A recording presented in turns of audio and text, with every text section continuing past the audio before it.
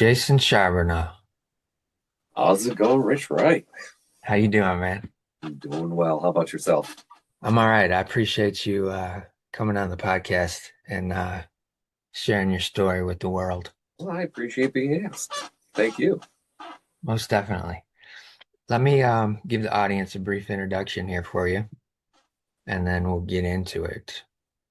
Um, you're a musician, and you debuted your first solo album called Troubled in 2021, Mhm. showcasing your songwriting and multi-instrumental talents.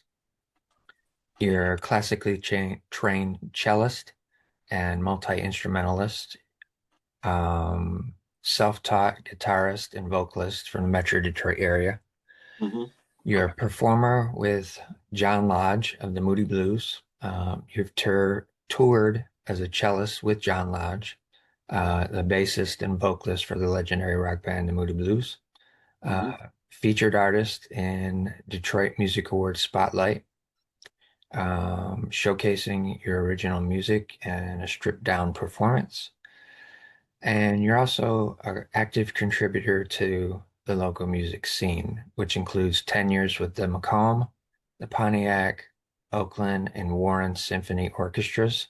Mhm. You toured with Ethan Daniel Davidson's band, played with bands Merge and the Mutes, and Mhm. you've also worked with scores of other area musicians and is a part of the group Resurrection Story. Mhm. Quite Yes, sir. quite a bit of experience. Yeah, And there's a couple things on that list. yeah, just You one or two, one or two. So let's start off from the very beginning. And this is my only scripted question that I ever have. Okay. And it's where were you born and what was life like as a kid for Jason? Oh, getting all psychological. I was born, well, Pontiac area Okay. initially. Pontiac General Hospital was what like the hospital I was born in.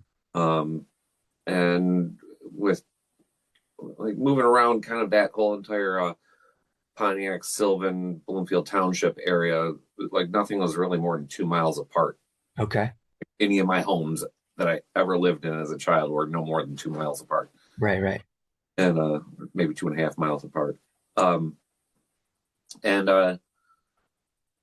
so I kind of got a lot of like um, all sides of the track kind of a thing. All right. You know, went to Pontiac schools, went to Bloomfield Hill schools, Okay. and so kind of got everything in between. I was never the popular kid. I was probably better off in the Pontiac schools as far as um, a comfortable circle of friends than I was in Bloomfield Hills, where uh, things were haves and have nots, or Right, measured right. have nots a lot. Yeah. And, and there were a few kids I went to the Pontiac school district with that also their parents moved a half a mile or whatever and ended up in the same school district. And I think that they went through a little bit of that too.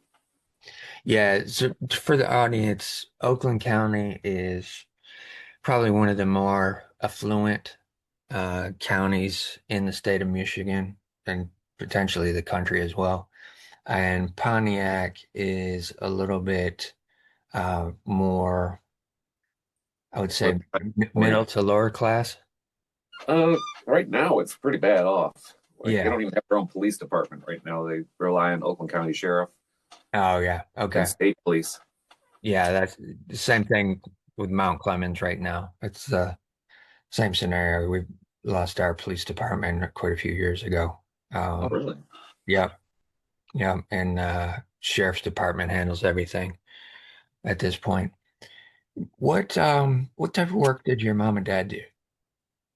Dad was in men's clothing. Okay. Uh, he owned a place, Monarch Menswear. Um, had two stores and ended up not being able to compete with the big dogs. Right. So he ended up at Brooks Brothers after closing, and always on the top of the list as far as sales went there. The guy knew his clothes. He knew how to dress us, as Yeah. far as my brother and I, you know, Okay. and taught us the rules of the trade. So I can even dress down and I'm still following the rules, you know, Nice. matching my boot and my belts, you know. Right. Yeah. So we were taught that kind of etiquette. Mom did whatever she had to. Okay. She'd worked for UPS in the holidays, but in general, there were five of us, and her hands were full. Gotcha. And I think that all of us did sports, all five of us, two boys and three girls. You Okay. know, I think all five of us did sports, but the middle of the sisters, second youngest, Nicole, she started music at a very young age. All It was right. it was offered in her kindergarten. Oh, wow. Yeah, and she took to it like a fish to water. But she did pretty much anything else she picked up. Uh, so older sister had to, obviously try to keep up. So she started, and the youngest sister was like me too, and my brother and I just were dragged to all the lessons, and we kind of Okay. it was almost like if you can't beat them, join them. Right, right. And where did you fall in the order of children? Second oldest, Gotcha. All right. so there's an older sister and me, then my brother, and two younger sisters. Okay. Okay. So you were all kind of presented with music early on uh, Yes, in life. And was it fairly easy for you to pick up playing instruments? Or yes, but I have to say why. okay, go ahead. Um, my sisters played Suzuki method violin, which is a lot of ear training, Okay. and that's how they learn. That's how they got their fiddle. They went through the whole entire routine of Twinkle Twinkle Little Star, Lightly Row, Go Tell Aunt Rhody, and all the other folk songs that went along with it. And so by the time my brother and I started, we had heard this stuff until we were fucking nauseous of it, Right. you know. And uh, there were tough pieces of music that my brother and I were able to play, and we had never played before. Okay. Like the opening of like the Vivaldi A minor violin concerto, which everybody aspired to do if you were in book one, two, and three. Yeah. Because you got to book four, you got to go da da da da da da da da da da da da da. It was a cool piece of music. So there was a lot of, oh, you can't do that. And it's like, which part of the Bach double did you want? The first or the second part? You know, because it's two parts of the violin concerto. One's in one book and one's in another book. Yeah, yeah. And so we're like, I don't care which one you want me to play. It's like, well, what book are you in? Two? Well, that's in book four and five. It's like, throw it at me. I don't care. Right. Right. We already know how it goes. We've heard it 200 times. Three Yeah. sisters, Yeah. all whipping through that shit. Right. So my brother and I, it wasn't as challenging as you think because the method that we started playing music with was exactly what we had been doing listening to our sisters. Okay. Okay. Nice. So the Nice. rest of it was just mechanics. Right. Right. And you just get that by watching people. Yeah. How's somebody else holding their violin? How's my teacher holding her violin? My hot Dorothy Hamill looking teacher. How is she holding her violin? You know, Okay. Yeah. and she had this beautiful positioning and and it was wonderful. And I went, okay, so good posture, and we make this bow hand look like smooth and beautiful and whatever. And I've always had a good bow hand because of it, even on cello. I Right. like just when you watch people be like this, but still firm with it and Right. direction with it, like okay, that looks proper. And, Gotcha. and as a kid, you just try to mimic it. Right. Same thing if you're shooting free throws and you go like, oh, I don't know, how does Ray Allen shoot his free throws? He's pretty good at them. Yeah. Yeah. What's his form like? You know, Right. you're gonna try to mimic the best. Yeah. For sure. So early on, you had the consciousness of being able to watch somebody and what they were doing and say, oh, okay, that's how you do it. That's what the whole entire method of Suzuki violin was all about. Got it. He Got was it. the Dr. Shinichi Suzuki actually wrote a book that's brilliant, absolutely brilliant, easy read, like 96 pages long or something like that. It's a really short book. I think I read it in 2 days, and I'm not a big reader. You know, Okay. I read informative shit. You Right. know, so I don't know, what does that article say about such and so, or what does that textbook say? So Right. um, it was never a recreation as much as a learning thing. So I was reading this book, and I plowed through it. Like, I'm done already. But there's some brilliant things about it's called Nurtured by Love, Okay. which is the whole thing about his method is that there's always a way to teach somebody how to do something, Ah, you know, right. and it doesn't matter. You can take violin out of it and insert something here. And he cited examples like the two girls that were separately found in different countries as uh, casualties of war, but not really casualties. Okay. One was like 9 and one was like 13 or something like that. When they were found, they were raised by wolves, Oh, wow. and they ran around on all fours. They had pads on their hands like wolves, on their human hands like wolves. They had fangs, and they had chest hair. The rest of them was human. Mm, So they adapted, and what it was the wolf mother had just given birth to a litter. Motherly instincts kicked in and protected the infant that right. Right. that was in need, Yeah. and this happened twice. So it was a motherly instinct that taught them how to do it. Gotcha. So everything kind of really made sense when I read this book. Like, oh yeah, people would have like uh, like they would have problems, like they'd have MS or something like that, and they would reverse their MS just because of training, Okay. because of because of nurturing, because it was nurtured the right way. There were Right. all these examples in this book, Okay. and stories. But it was a cool book too. Very cool. But that was the method that we were learning by. It was somebody's gonna be nice to you and get you through it. You Right. know, Right. Okay.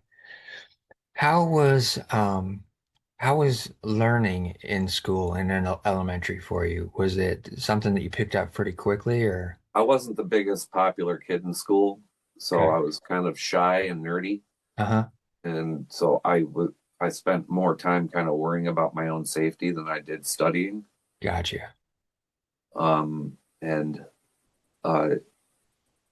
so it wasn't really until I was in probably high school that I even started hitting a human stride. Okay. Okay. So most of elementary and junior high, you're kind of just trying to fade into the background. I'm trying not to So, get my ass kicked for no reason, right, right. Yeah. which happened a lot. I got hit right in front of a teacher. I didn't say anything, didn't do anything. It was actually first day of fourth grade, new school, Bloomfield Hills schools. Went from Pontiac to Bloomfield Hills, sat down, got clocked in the back of the head right in front of the teacher. I didn't say anything. I asked where I was supposed to sit. Oh, wow. That was it. And did the teacher do anything? No, Yeah. scolded me, asked me what I did. As did you what you did. Yeah, Interesting. yeah. Very interesting. There's a Okay. lot of shit that I think that went down in that school district based on financial stability Yeah. the teachers followed that could have the whole entire school district thrown in jail. Yeah, yeah. It was some of it was so incredibly blatant. I You can know, imagine. I can imagine. I even said to a counselor, I'm like, "How do you expect me to learn?" Well, what do you mean by that?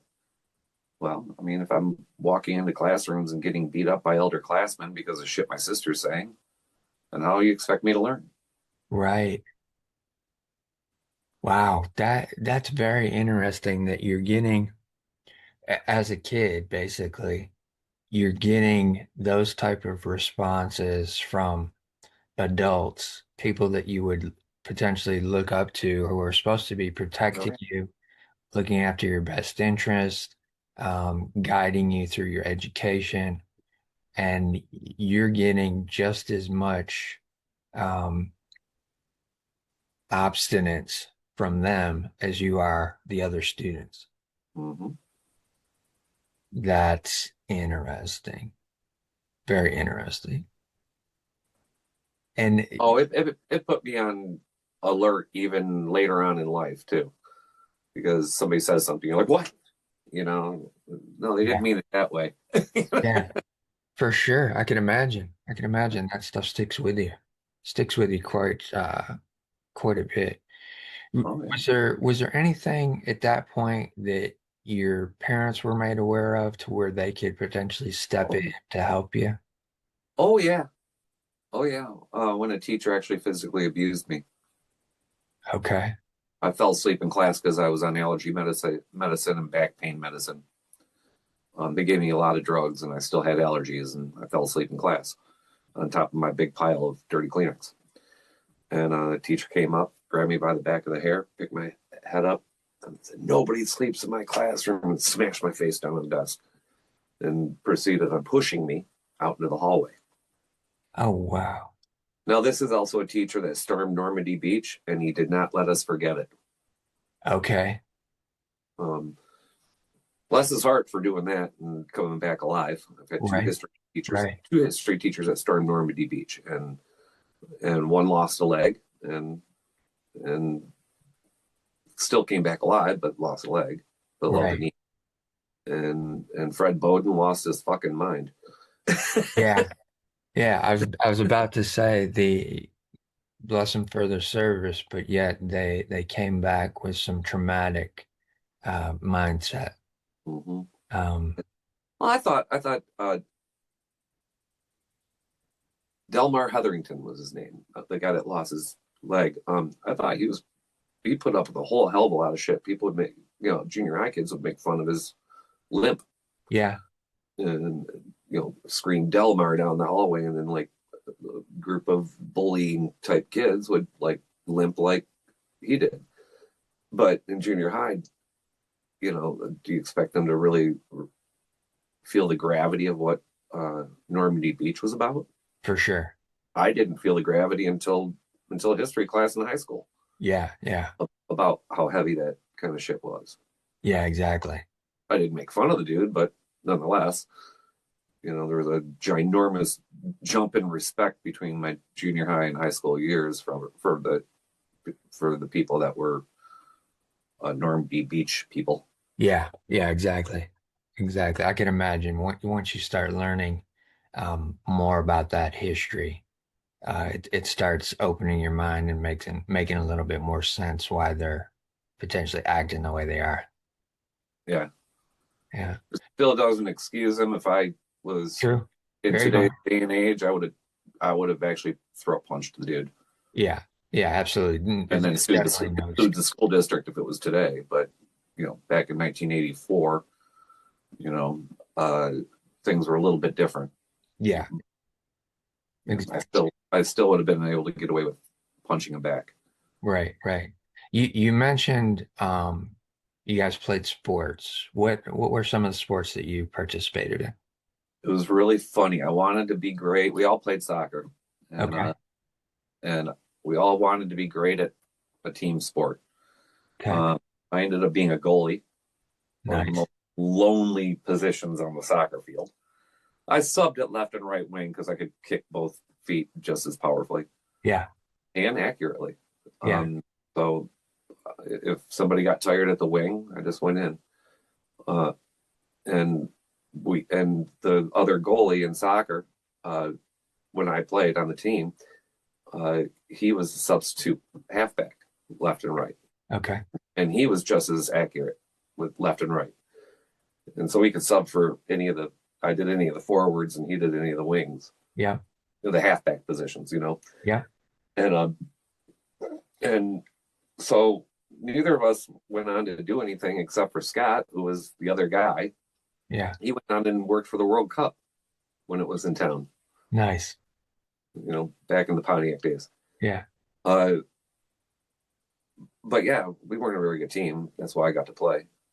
My brother, on the other hand, was better at the team sports. Okay. I ended up being an individual sport guy. Gotcha. I was the track guy, the skier, Okay. the goalie. Yeah. I was a goalie too.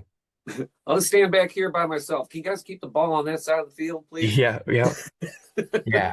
I was a goalie too. And I played from time I was in junior high uh, into some college and then Oh um no shit!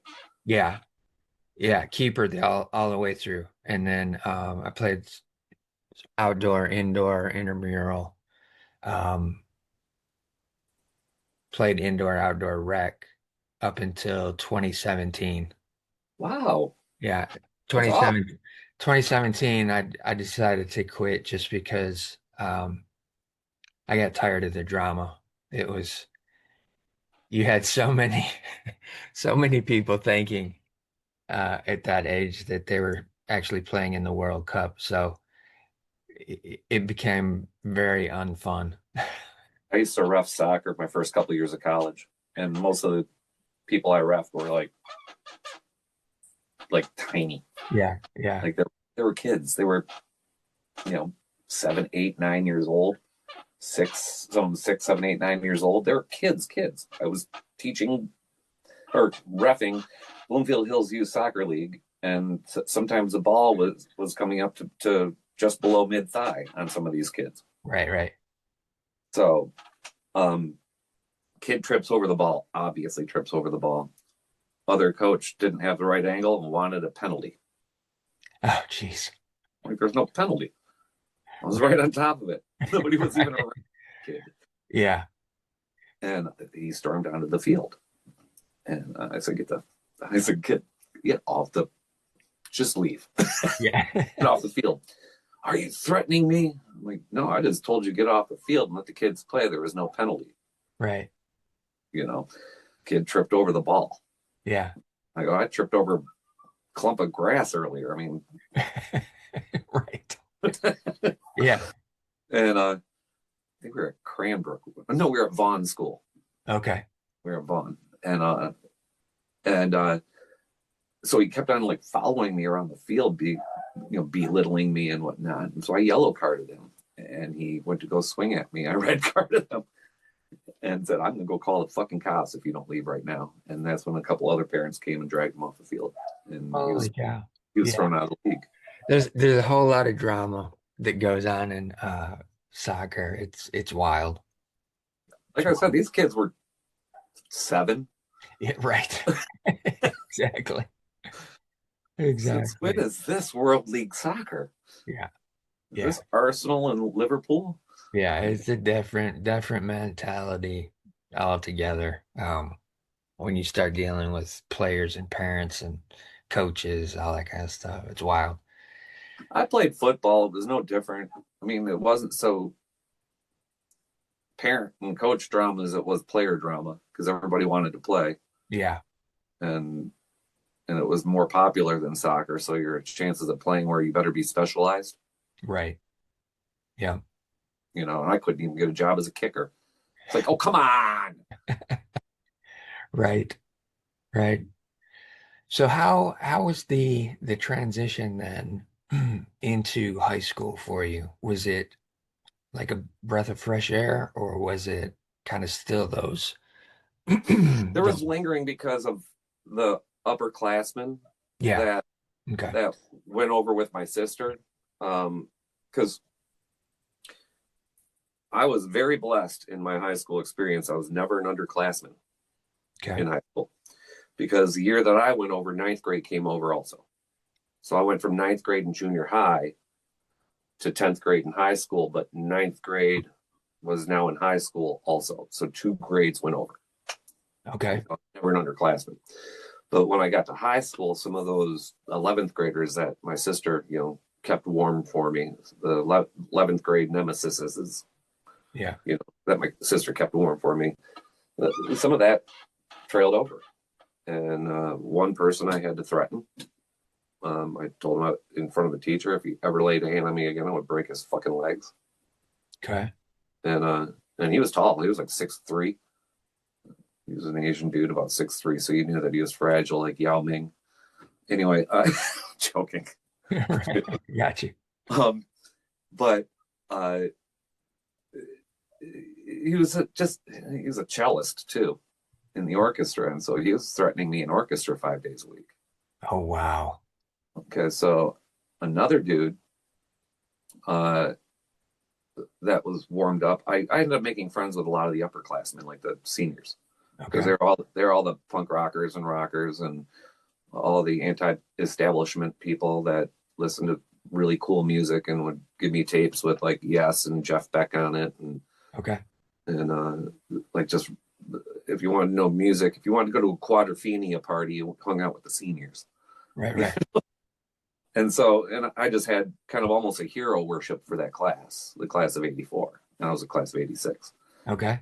And so I'm walking down the hall, and I, unbeknownst to me, Bruce McCandless, who I graduated with his sister, um, Bruce McCandless, who was one of those anti-establishment, camouflage wearing punk rock guys, was walking behind me, and he was a friend of mine. And I walked by this guy because he was a boy. I will not say his last name, but Mike stiff armed me right here in the chest, and I lost all wind. Oh, wow. And it was right in front of the office too, and he Okay. knew he was trying to humiliate me. Yeah. So Bruce threw an elbow at his face and dropped him down Okay. just as the vice principal walked out of the office Oh, geez. and asked what happened. And I said, Mike and I accidentally plowed into each other. He goes, I don't buy it. And my head was down. I was kind of jogging to class, and I plowed into his shoulder, and my head hit his. I don't buy it, Mike. Is that what happened? And Mike just kind of stared at me, Right. and he didn't really answer. I guess whatever he said, and he goes, I don't believe it, but let me know if there's a problem. Okay. There's never ever a problem after that. Gotcha. So finally, you getting some support in terms of people. I had to physically fight my way out of it. Okay. I had to drop somebody. I had to threaten to drop somebody else, and I had to take a punch or take a stiff arm, you Yeah. know, Yeah. in front of the office and not cry about it and say, "Oops, my bad." Right. Right. And there was a lot that I had to do that I thought was completely unnecessary. For sure. For sure. And how did that play on your mental state at that point in time as a uh, adolescent? Honestly, I couldn't wait to get to orchestra class. Okay. Honestly, just give me to art or orchestra. I'll be cool there. That's where your respite was. Oh yeah. Yeah. How much art did you do? Um, I I did it quite a bit because, well, everybody that was in a band Okay. wanted to make up their own logos and flyers and Yeah. Yeah. and I was like, oh, I like drawing, let me do it. How about this? Let's come up with this swoop font kind of a thing. And I used to try to doodle all over the place, and it just kind of seemed like it was something that I liked doing. Right. Right. So I went to art classes, and after the required ones in grade school were you know Yeah. Just the basics. over, they were done. So they were done. So I went to sign up for art classes in junior high and high school, on purpose. Yeah. My junior year of high school, I had 4 music classes and an art course. I didn't even have a lunch because I Mm. still had to take my academics, Right. Right. but I didn't have a lunch hour. Oh, wow. One of them was music theory. I was never good in music theory, even with that kind of head start. But um, they offered it during lunch. Okay. So we got the credit for it. We got most of us got A's or B's. It was music theory was always tough for me because I learned how to play by ear. I didn't, you know, and so I did that. We would bring our sack lunch into class and we'd eat it while trying to learn music theory. Okay. And and it didn't bother any of us. Most of us that were in the class were in the class on purpose. We Right. really want to be musicians further on in life, and there's no mystery to that. Right. Right. So with doing kind of like flyers and album covers and stuff like that for the bands, were you pulling and being inspired by other things that you saw on the market, or were you kind of just coming up with things in your head based off of who the band was or what they were trying to do? Mostly things in my head, but there's one thing that I liked doing was caricatures, Okay. like just black and white sketches of the band members, trying to get their personalities in kind of a cartoony kind of a way, Right, right. And I got better at it later. I wasn't very good in the beginning, Okay. and once I was able to get myself, I was able to capture what other people's like little characters were, Right, right. because I was able to go, okay, what would I do if I was doing me? What are my Right. characters? What little Interesting. characteristics, like maybe a little larger nose with an apparatus hanging from it, a ring hanging from it. Yeah. So you kind of bring that out, maybe thicken up the facial hair, you make it pronounced, or just kind of caricature stuff. Right. And I was only goatee when I was doing all this later, you know, because when you met me, I had the same look except for I just had a goatee. Yep. Yep. uh, so um, even when I was a kid and started doing it, a lot of it was trying to emulate those newspaper clippings with the Gotcha. caricature. Yeah. Yeah. You know what I'm saying? Yeah, for sure. Those were always cool to me. They had them in textbooks, like this is what like a caricature of Franklin Delano Roosevelt or something. Yeah. With that glasses on the end of his nose, like that. Yeah. Yeah. And and some of them were so politically incorrect, but I really enjoyed seeing some of these these caricatures Yeah. that were drawn in the textbooks. Right. And so I tried to do that a lot. That Okay. was that was always cool to me because it seemed accessible. Yeah. It's not like I was going to do a flyer and do Salvador Dali imitations. Right. I'm not that good. But also too, it's another form of expression creatively that seemed to come natural again for you. And so you were just expanding on that ability to be creative. Because I never really studied art. I just kind of did whatever I did. Yeah. High school art, it's like, we're going to do an assignment and it's this. It's like, I did that last year. Can I do this instead? Yeah. What do you want to do? Silk screen? Right, right. So I did a silk screen. It wasn't ever part of the curriculum of any of the art classes I was ever in. But he let me do it because we're talking art. We're not talking about, you know, uh, math or science or something that needs to be Yeah, regimented. taught in order. Yeah, yeah, for sure.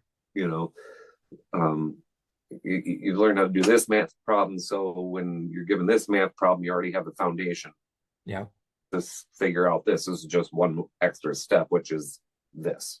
yeah, yeah, And exactly. it's kind of in a row. Music's like that a lot too. You start with Twinkle Twinkle Little Star before you end up on a Paganini Caprice number 24. Right, right. There's a lot of material in between. Yeah, for sure. You know, of learning, a lot of material of learning. Yeah. So Where did you get the information to do silk screening? the library, Okay. Bloomfield Township Public Library. Okay. and art stores too. So Gotcha. I'd go and so I actually read on it because it was, the 80s and everything. Yeah. Uh, I had to go search out stuff. And I also had cousins who were heavily into the arts, and Okay. their mom was also my aunt was heavily into the arts. So um, we were able to kind of go, hey, what do I do for this? Right, right. Okay. So you had other family that were doing things that, again, you're able to see them doing something and then try to emulate it Mm-hmm. as well. Okay. Okay. That's interesting too, because you got not just your immediate family, you've got extended family that have that creativity, that creative gene Mm-hmm. within it as well.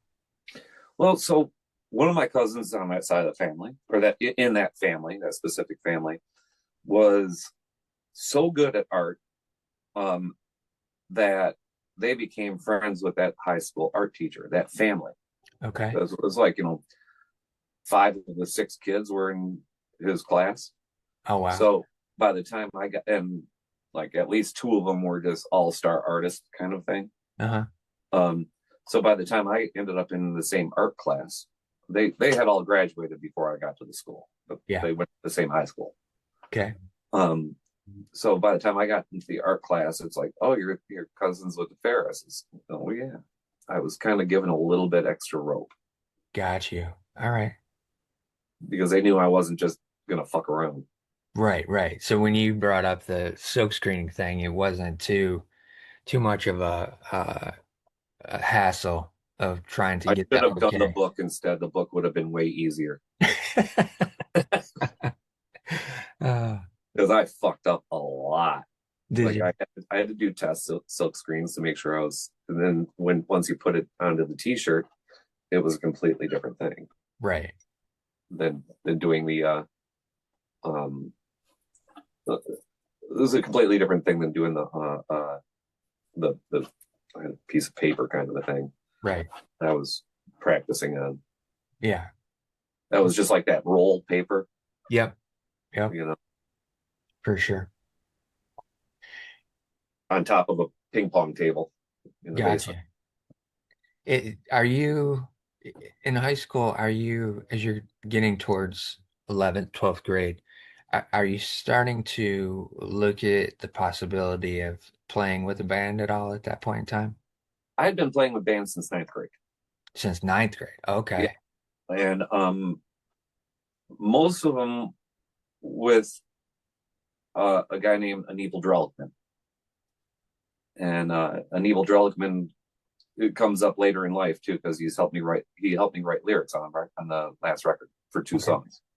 So his name actually has credit on the record, on the album. Um, our first our first uh, band that we were in was called Zone Astray, and that was the T-shirt that I made for art class. All right. Get a guitar neck with a keyboard coming off of it, and drumsticks, and Zone Astray. Okay. It was pretty good. I definitely got an A on it because it actually turned out pretty good, but it was not easy. The frets on the guitar being black on a brown neck. Yeah. Yeah. So getting that lined up was the big pain in the ass. And probably the biggest expense of it all was fucking up that a couple times. Yeah, for sure. For sure. So Um, were you turning that, were you potentially turning that into merch at that point as well? Was that thought? I was going to make them for the band, but then we changed our name to Tudo Bom. Classic. In Portuguese, it means everything's fine. We didn't Okay. do the French spelling to de bon, which is Okay. fine. We would Tudo, which is T-O-D-O, I think, then B-O-N, which Okay. is Portuguese for the same thing. Got you. Because the Drellickman brothers were uh, Paraguayan. So they were Paraguayan Jews. The father was offspring of somebody that escaped to Paraguay during pre-World War II Okay. to escape persecution. and raised down there. So they wanted something part Espanol and part European. So we went with Portuguese. Okay. Interesting. How many bands did you play in by the time you were about to graduate? Well, they're all incarnations of that. The Turn was the final name of that, Okay. with the exception of one-offs. Gotcha. One-off for like choir concerts where we got to do a solo, and I was in chamber singers with Dave Arsenagas, and he was in a band with a drummer, and so we went up there and did Subdivisions by Rush, and I sang it for my solo song in front of the choir. I played guitar and sang it, and Scott played keyboards and bass just like Geddy Lee would have, and then the drummer played drums. And then his solo was Different Strings by Rush, and so I played, guitar on that, and he sang and played bass. So it's kind of funny. Nice. But no, I played bass. I played bass on that. That's right. So I played bass. He played guitar. We just switched. Okay. Yeah. So that was my first bass performance too, Interesting. Interesting. like ever. Um, Wow. mhm. So you just straight up got up there and did it. And played Rush. Yeah. No, no small feat. He just got up there It was different strings. It wasn't like it was Free Will or something like that, or 2112 and solo from La Villa Strangiato or something. It was yeah, but different strings. it's not, it's not a common thing No. for a musician or an aspiring musician at that point in time in life to just pick up an instrument and start playing something that is by a band that's known around the world, Right. right? Well, that's what we all did. Sometimes we butchered it. I'll be honest with you. Sometimes it was Okay. horrible. I listened to recordings that I thought were great, and I'm like, ooh, I got to go hit the practice room. you know. Yeah. Then I hear recordings of stuff I thought was god awful. I went, well, at least I didn't hit that many wrong notes. Right, right. And it tailing off into the end of high school, are you starting to think of potentially going off to college, or are you thinking of making music a career by just stepping into that? Well, it's a loaded question because I really, really, really, when I was younger, had delusions of grandeur being on the U.S. ski team, Okay, and a ski accident left that not happening, got you. and left me just kind of wondering what I wanted to do. And so even in 10th, 11th grade, where I was like, oh, I guess I'm not going to be a skier because I can barely walk, Yeah. you know, bad back injury. Okay. And so when I said, like, the teacher, had to peel me off of my desk from sleeping, Yeah. my prescription for that was 11th grade. My prescription was Flexeril, Motrin 800, and Darvocet. Oh my gosh. So, I mean, it really wasn't interesting during allergy season watching somebody comb their chest hairs or do pull-ups on the doorstep while giving a lecture on Napoleon. It just didn't Right. keep me awake, you know. Yeah. Oh, he combed his chest hairs up over his tie. What? Oh yeah. Oh yeah. This guy was a winner. Um. Anyway, we don't need to talk about Fred Bowden. He was a character. But yeah, I was doped up for most of high school. Okay. This pain medication. Right. And the thing is, what do you do when you take pain medication? Well, I was an active kid. I went and ran in track, and I went and played football, and I went and lifted cars off children and leapt tall buildings in a single bound, and then woke up the next day in excruciating pain. Right. Right. Did you And did you eventually have to have any kind of surgery or anything like that? no, Okay. I spent gazillions of dollars on holistic medicine, which is what worked. Chiropractic's got me walking again. Okay. Uh, Massages were great, but they felt a little bit like peeing on a forest fire. you know. Gotcha. Yeah. It helps that little spot just at the moment, but Right. the fire is just going to come back. Yeah. Yeah. Uh, and so it felt like that a little bit, but nonetheless, always appreciated. If I go through like 36 hours of a solid massage, it'd be awesome. Right. Um, it would give me like 50 minutes of pleasure on the other side, you know. Yeah. But acupuncture, integrative manual therapy, um, uh, I've done muscle rolling, which is pretty cool. It's like putting your muscles back into place, Okay. if that makes sense. Yeah. Yeah. So we take a lot of blows in our life, and our body is really smart. And sometimes muscles that move out of the way for the blow won't go back to where they should. Okay. Sometimes, a lot of times, it's in your shoulders. Right. So, like a muscle that comes down here might drop one way or the other, Yeah. and all it takes is us to do that for it to go back into place because our body's smart, but Okay. it doesn't always happen right. Gotcha. And so, I've had muscles put back into place on my hips, on my shoulders, on my neck, and this is out in San Francisco, and this is uh, uh, walking was a whole new sport after that, Wow. a much easier sport. So there was a lot that I did. Now, my brother-in-law was an integrated manual therapist, Okay. and it's hard to explain because there's a lot of stuff that I would equate it to, like energy work Yeah. and acupressure. Yeah. Yeah. Um, both those are involved in it, but it's also you got to change your lifestyle. You know, change your diet. Yeah. Don't smoke cigarettes. You Yeah. know, make sure that uh, you're really checking what you're eating. You know, not just saying, "Oh, I'm going to eat a salad." Make sure that the salad that you're eating has the right vegetables for your type.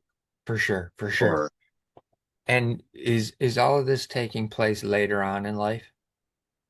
oh, I've been doing that since about mid 20s. Mid-20s. Okay. So Yeah.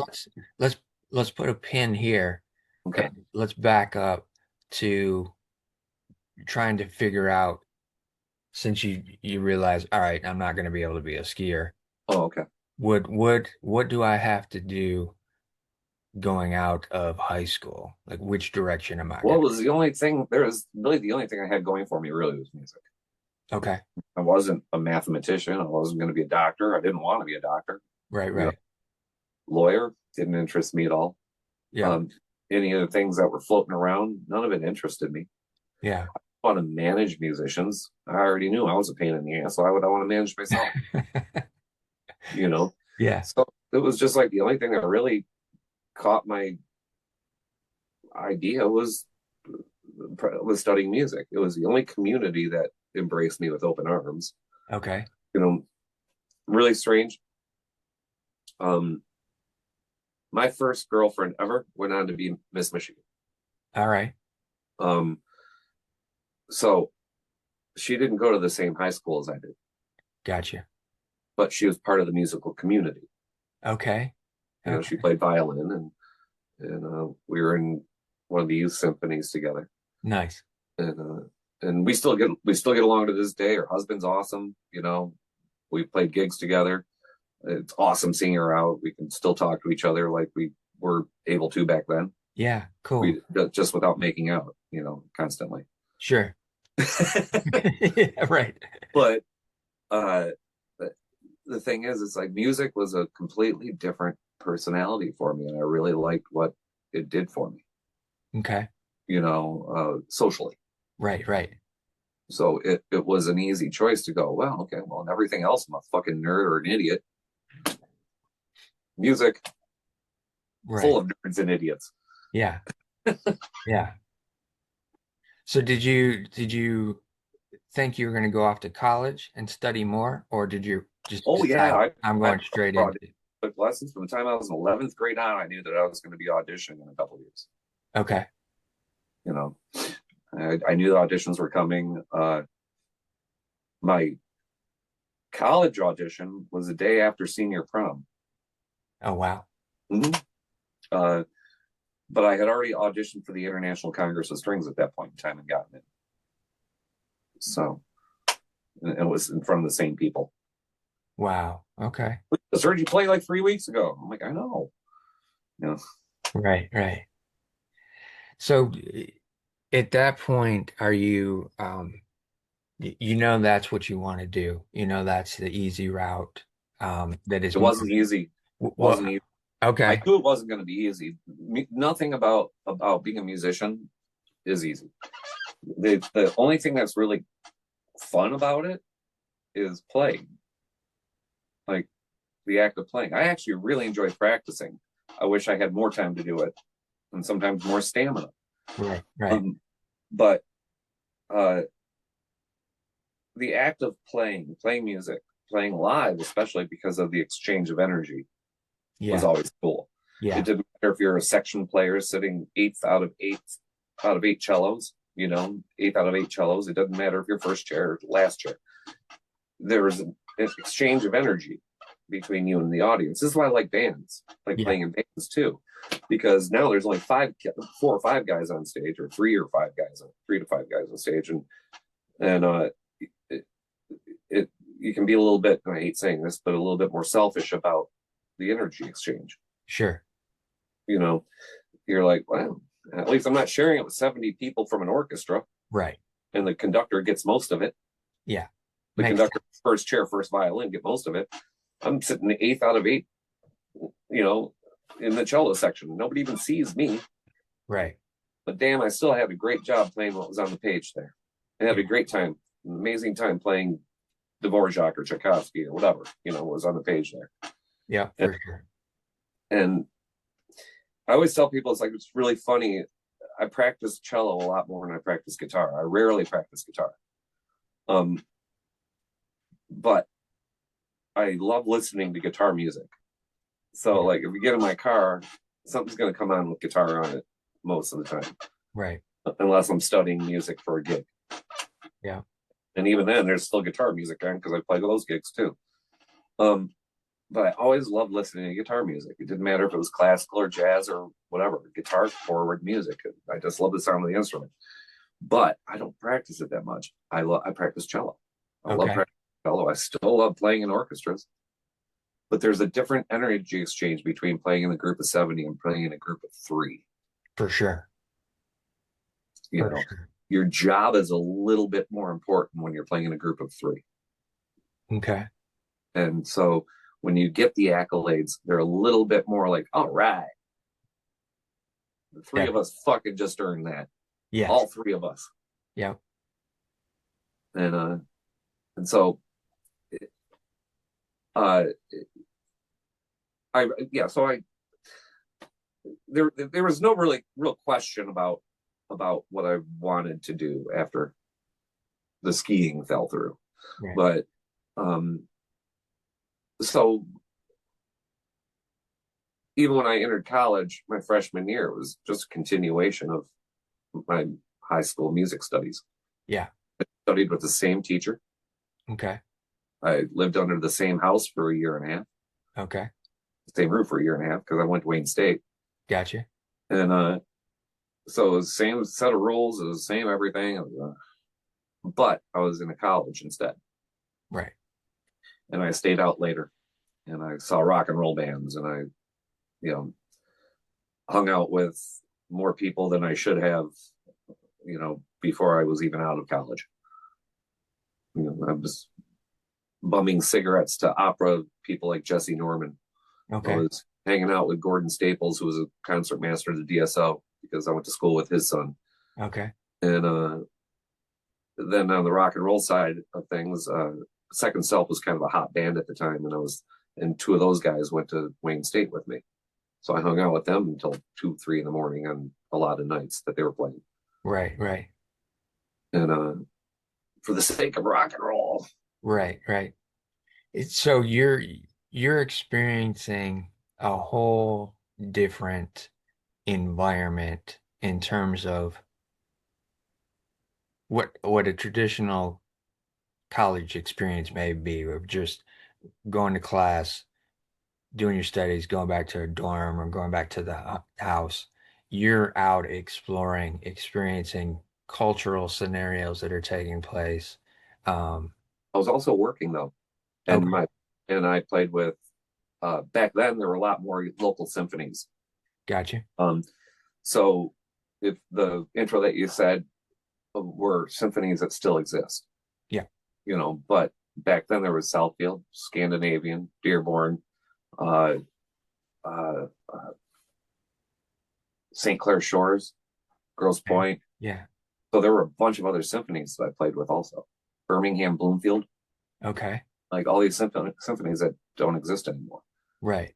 That's how I paid my bills. So one great thing about going to Wayne State was I got to work. Nice.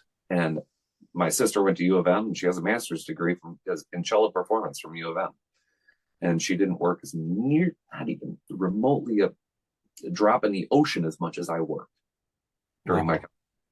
So she hit the practice room and went back to the Evans house. She was an Evans scholar. She was an overachiever.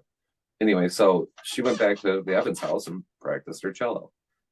I went and played with Scandinavian as their principal, or Southfield as their principal cellist, or I was principal of Warren or Macomb Symphony also, and then I was subbing with Warren until they found out that I wasn't uh, union, and they got a little pissed.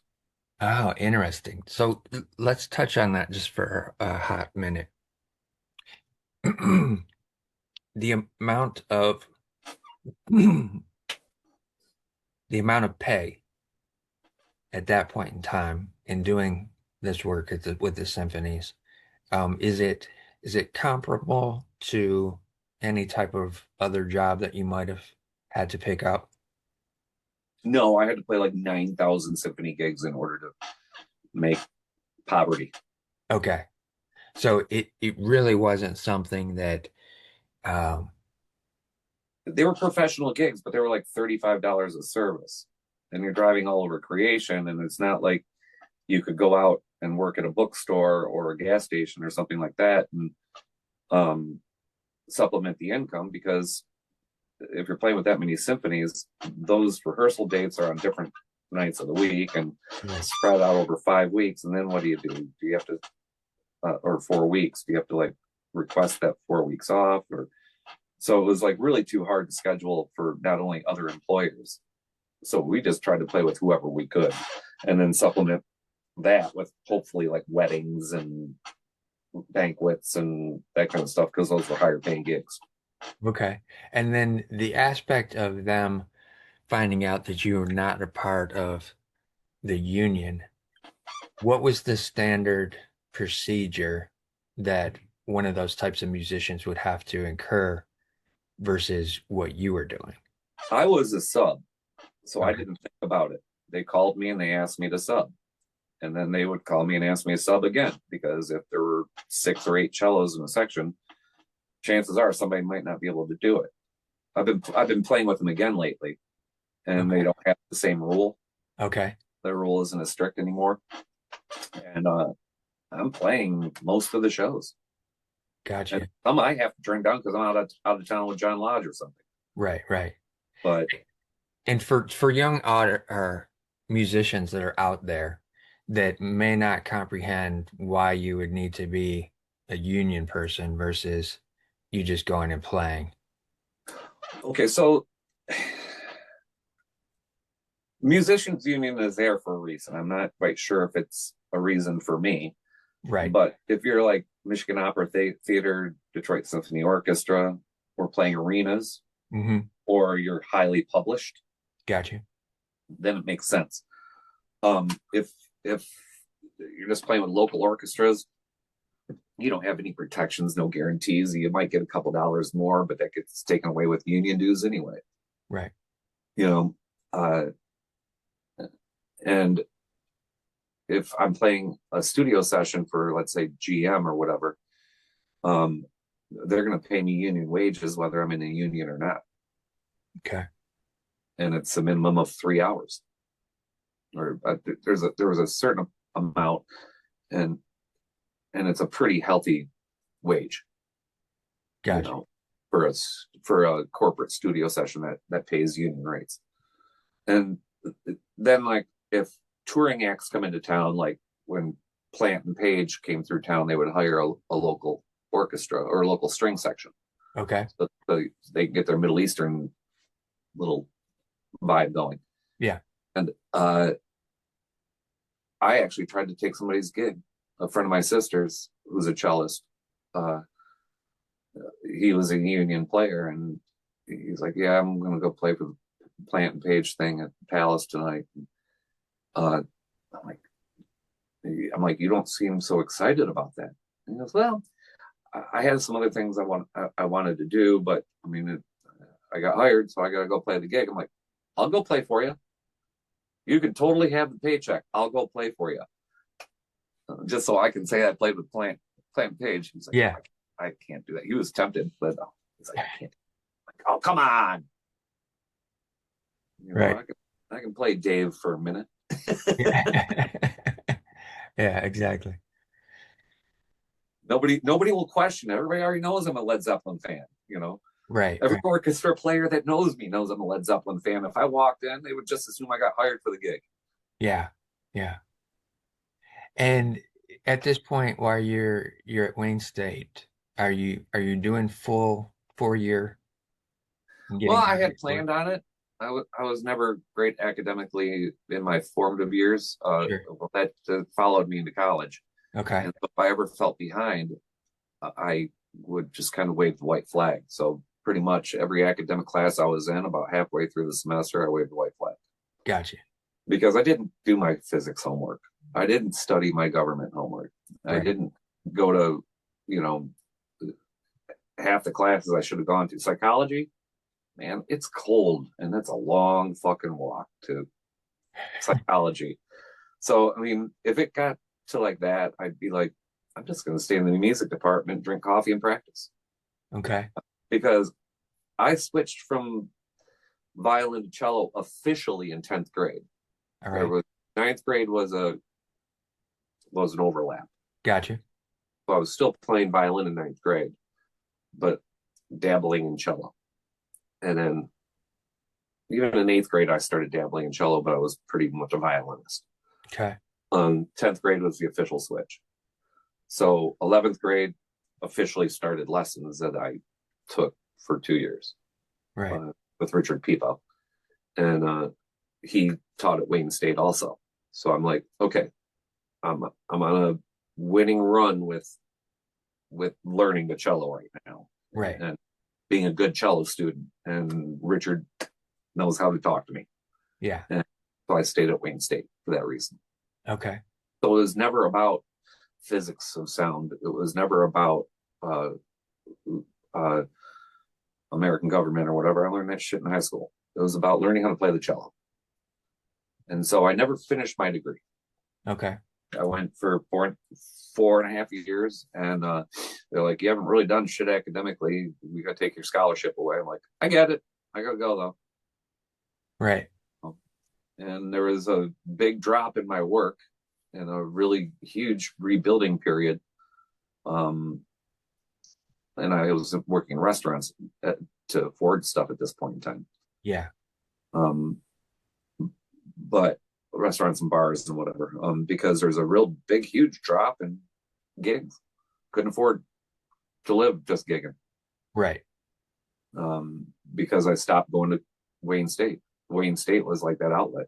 I got called for everything because I was the principal cellist. Right. Right. For 4.5 years, I was principal cellist, so I got called for every gig in town. Right. Now you're not doing that. So the restaurant and the bar gigs become your main source of income Mm-hmm. and trying to figure out, all right, how am I gonna move forward with the musical aspirations? I didn't. I'll be honest with you. I had no clue how I was going to. I didn't know what area I was going to. And I really wasn't doing anything with the right amount of fervor. Okay. But that brings me to the ski accident and the drugs. Got it. And so I was doped up the whole time.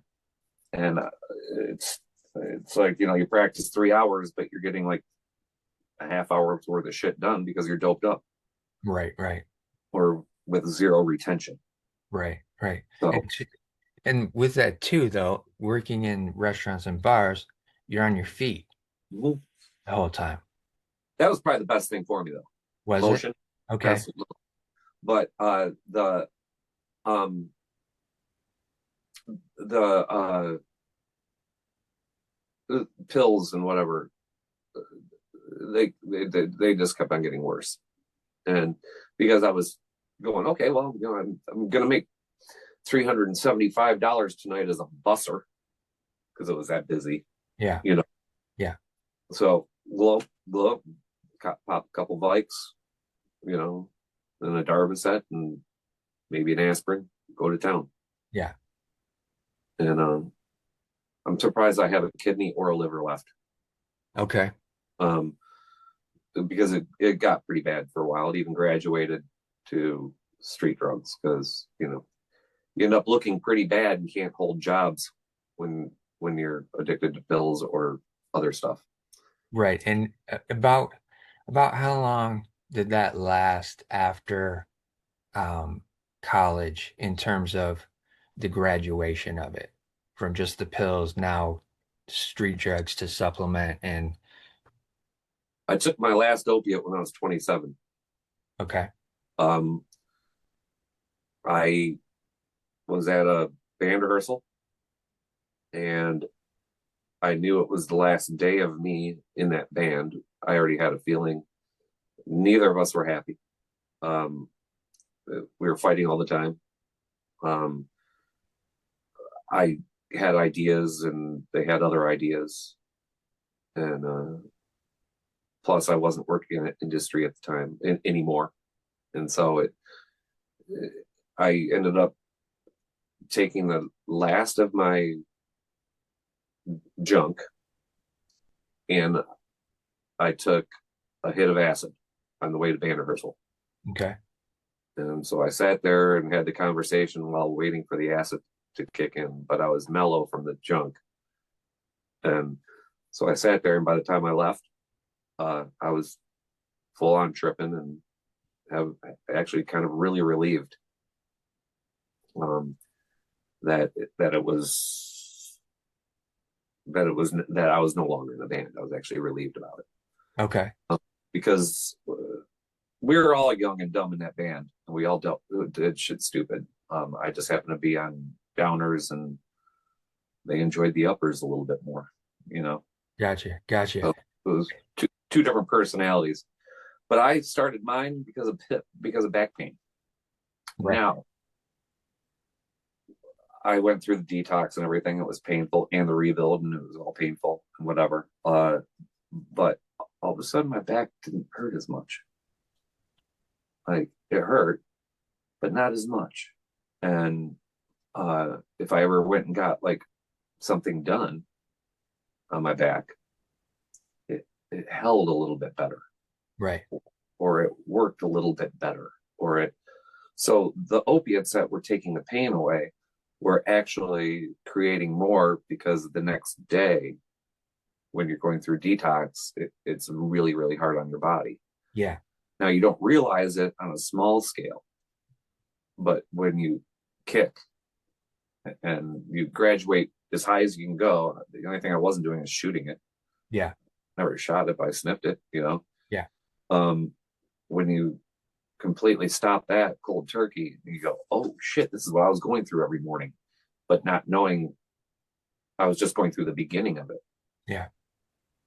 You know, stick at it for 24 hours and you're going to realize how big of a whoop it is. It was, I went from 133 to 111 in 36 hours.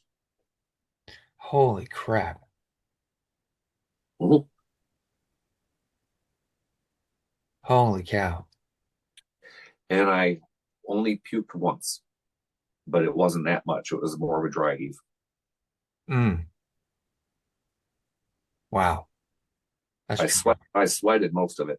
Did you? Okay. Um, I would assume that's what it was. It Yeah. was was absolutely horrible. And so I've broken a lot of bones since then, a lot, way more than I should even mention. And I've still never taken an opiate. Okay. Good for you. Good for you. I With had ear surgery, and other than going under, um, they gave me a non-narcotic. okay. So I never brought up anything about my previous opiate addiction, but I didn't even go through that Got you. Got you. pain stuff because if it doesn't compete with that, it ain't shit. Right, right. For sure. For sure. When we first met, um, I was doped up. yeah. Yeah, I remember. I Very much. remember. But you were also functional a lot of the time as well. And this was around 86 when I believe we first met. That's when I started working in industry. 86 or 96. 96, 96, you're right. Sorry, misstep. 96. And the reason that I went out to Pontiac and I don't even know that you know this or not, um, was because I had attempted suicide a year earlier. And I had got out of the hospital. I did 6 weeks inpatient, 6 weeks outpatient, and was trying to figure out, all right, what am I going to do to go back to work? And I knew because of some of the medications that I was on, it was difficult for me to function in the morning. So I was trying to find something in the evening that would allow me to, still be able to go home and sleep for a good part of the first part of the day. Mm-hmm. So I knew some people that were out in Pontiac and they said, hey, industry's looking for somebody to work the door. And at that time, industry was one of the bigger nightclubs in Metro Detroit area. In the country, actually. Yeah, yeah, you're During right. its peak, it did as much revenue as most places. Yeah. It was a bopping place for sure. And we were open, I want to say close to at least 5 to 6 nights a week 6 nights a week. at that Well, point. Monday, and then they started opening on Mondays. Right. They did the Soroki room on Mondays. Yes. So Yes. they were open 7 days a week for a while, Yeah. and lines out the building, six of them. Yes. I remember those well because that's the You're like position I got was checking 4 hours. IDs. You've been in line for like an hour, Yeah. wearing a skirt and a halter top. Yep. And it's December already. Exactly. Yeah. It was wild. But when we met too, you were also playing in the Mutes around that time, correct? Yep. Um, we were talking about Fred the other day, and I remember Fred. Who else was in the band? Who played drums? Drums is Eric Dixon. Eric, okay. Yep. We had a couple drummers throughout the time, but he ended up being the final choice drummer, Gotcha. Yeah. perfect for the band. Fred on bass, and then it was the band initially started off with just Josh Baker and Lee Kandersky, and they were an acoustic duo, and they asked me to join because neither of them were very good guitarists Okay. at the time. Josh is adequate. Lee was not. He was tragic. Um, Lee. That. Nice dude, very nice dude. Yeah. Yeah. Doesn't know the difference between a major and a minor chord on a guitar, but very nice dude. Um, and we sang like the whole 3-part harmony thing, like so it was like Crosby, Stills, Nash and Young kind of a thing. Right.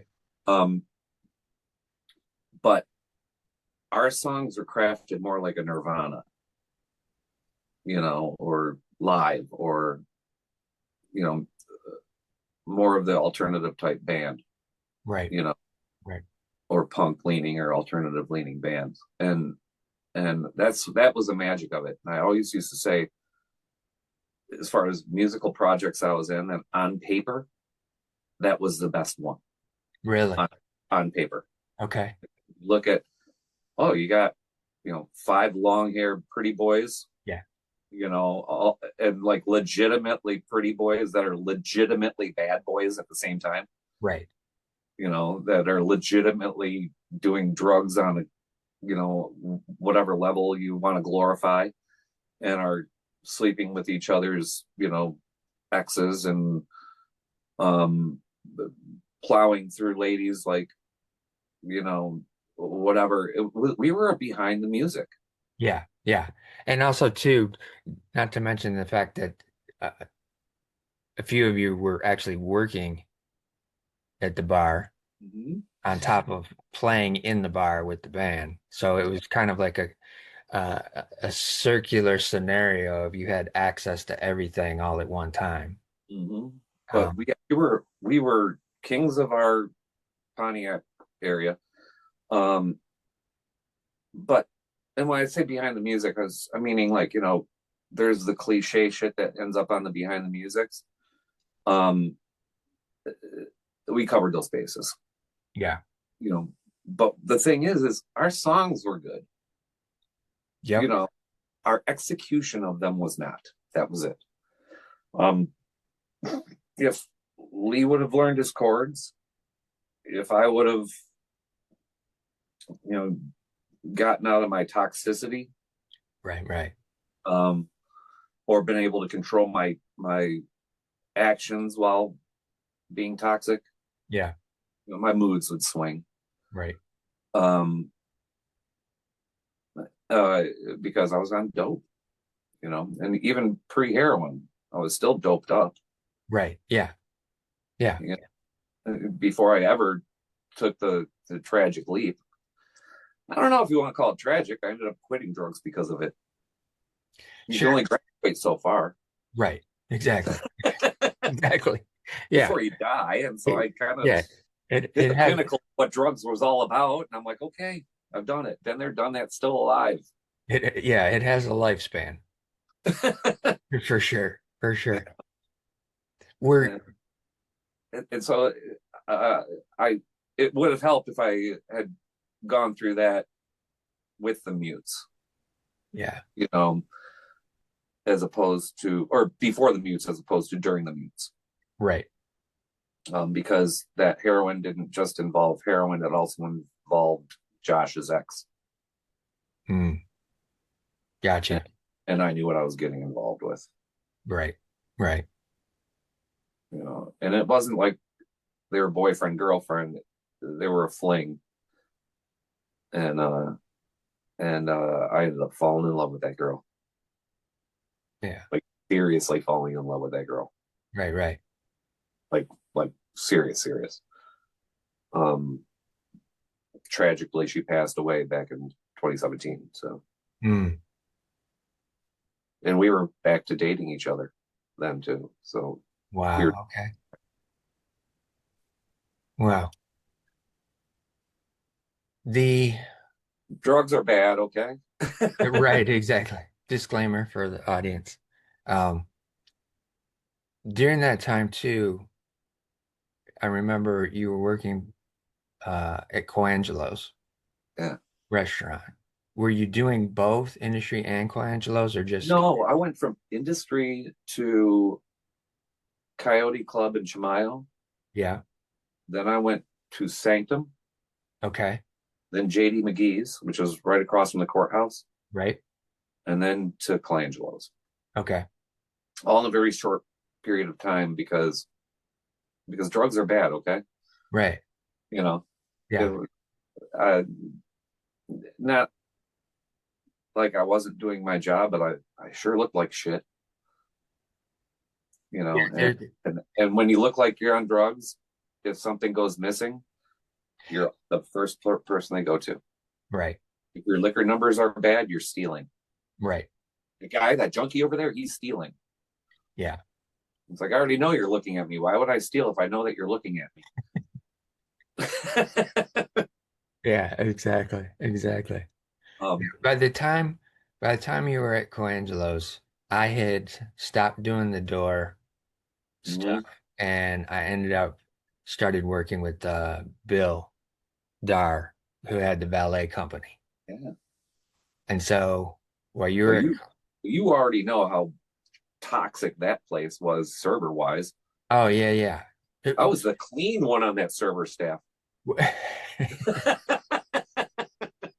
Well, again, too, that was a scenario for me. Like I was already taking meds for my depression, anxiety, and stuff.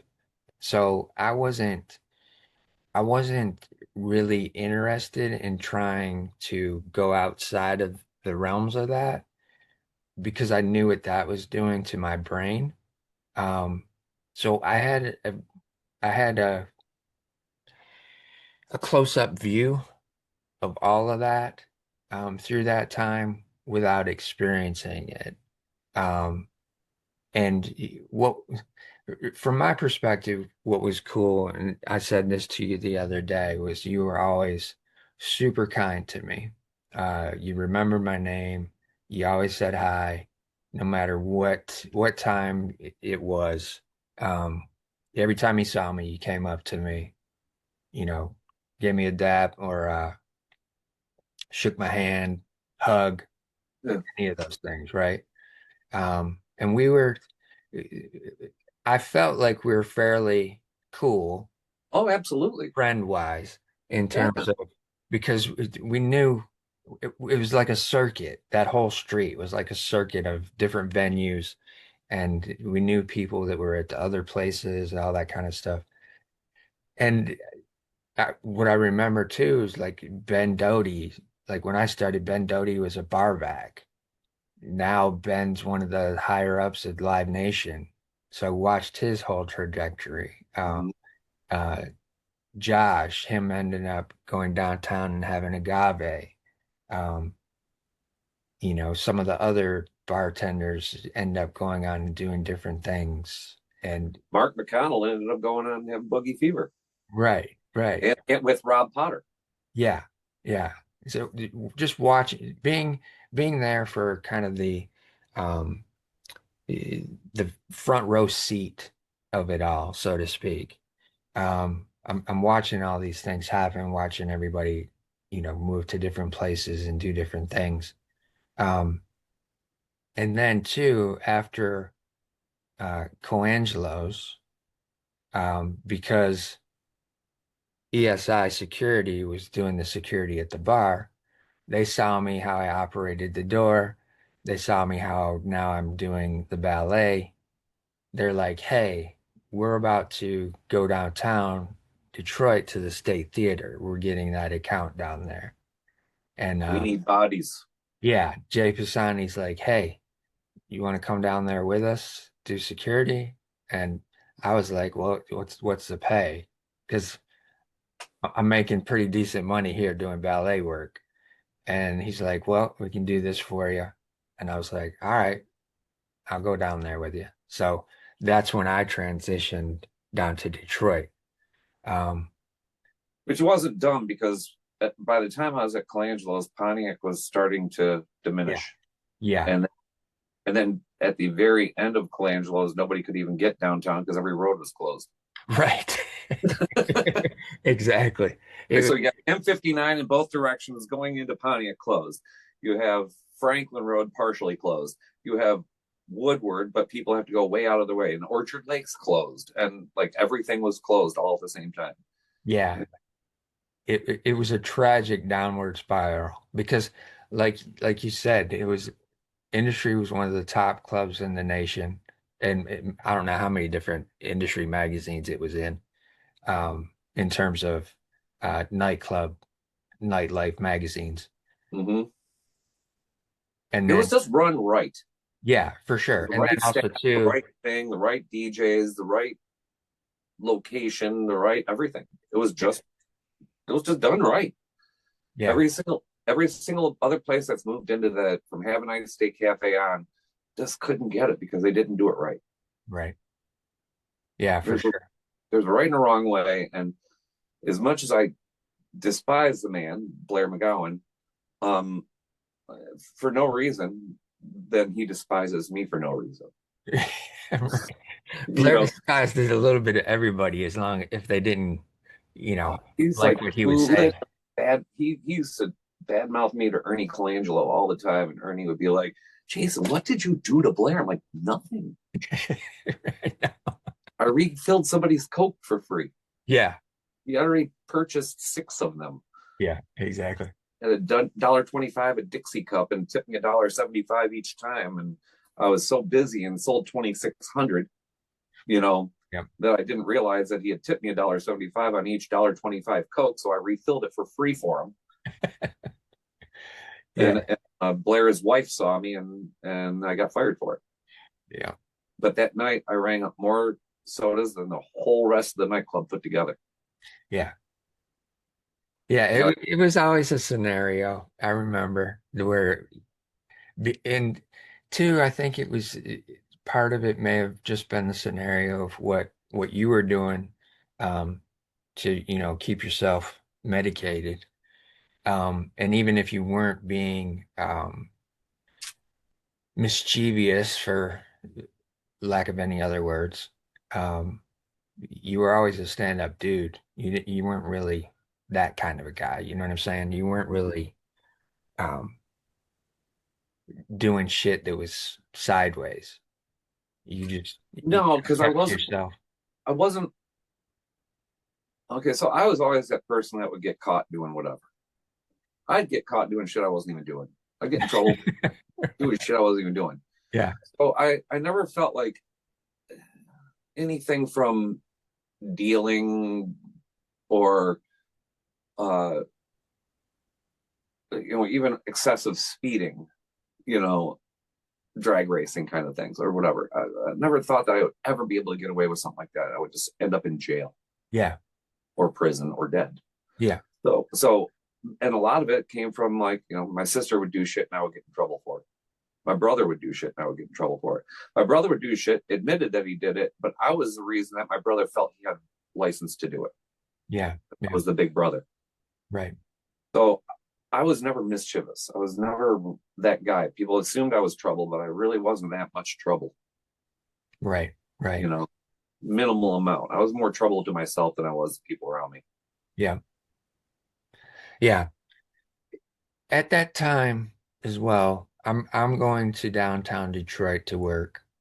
So this is where we kind of lose uh connection, so to speak, in Mm-hmm. terms of a uh regularly seeing each other. And after Colangelo's, is that around the same time that you're deciding you're gonna kick the No, I was clean at Colangelo's. I had just kicked. I just was, kick? Okay. uh, however, it didn't stop me from taking mushrooms at work, Okay, yeah. and that was fun. Or smoking weed at work. Like weed at work became a normal thing at Colangelo's. Right. Like it was as normal as me having a cigarette break. Yeah. Um, where are you going? I'm gonna go have a cigarette and a one. Okay, see you in a second. Yeah. You know, um, like everybody just kind of expected it. And Sam, the chef, was always like, "Jason, let's go. We gotta sneak." Why? Everybody knows I smoke pot, and if you're disappearing with me, it doesn't matter where we're disappearing.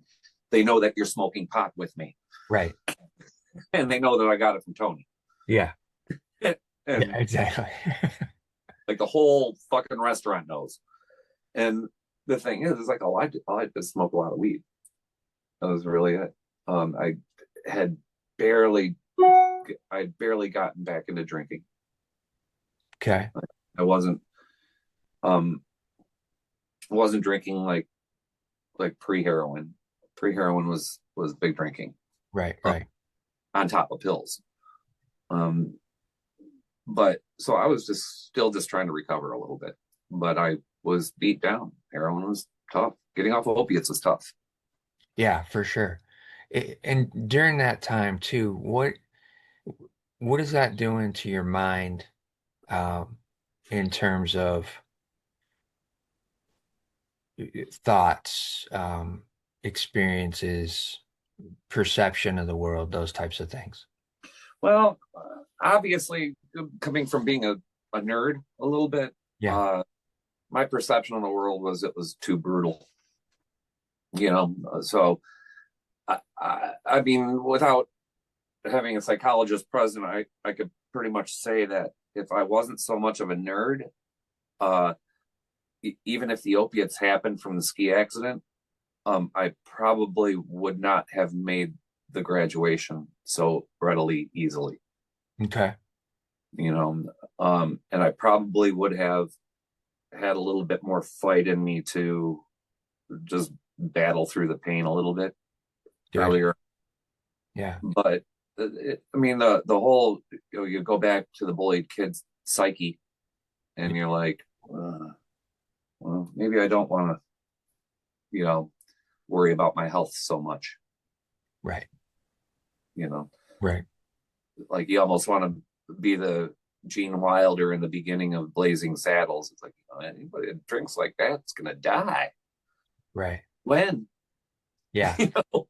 Yeah. And that's what I wanted to get to because for the audience um that's listening, I want to, I wanted them to get a glimpse into the psyche as well as the other experiences because I think a lot of times as creatives, there's a lot of different things that affect us differently because we are creatives and we have a different sensitivity to things. So Mm-hmm.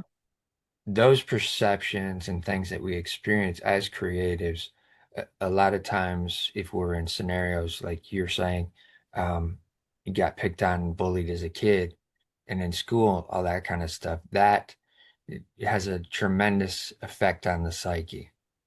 And then you have an accident where you've got pain that you need to start managing.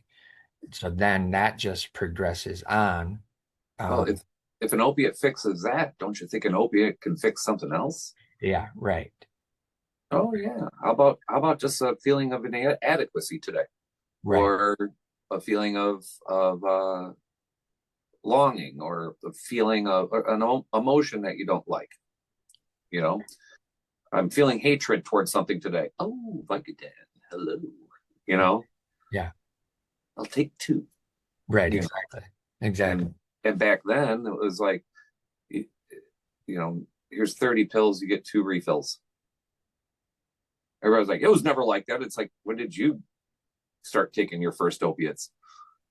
right, When I first started taking them, they were like multiple refills. yeah, yeah. Definitely a different time in terms of um, the way prescriptions were let And out. if you knew the system, and you could sit there and say, you know what, the Vicodins aren't working so much. Can we try Vicoprofens? Yeah, yeah, Oh, those worked a little bit, but can we try Percocets?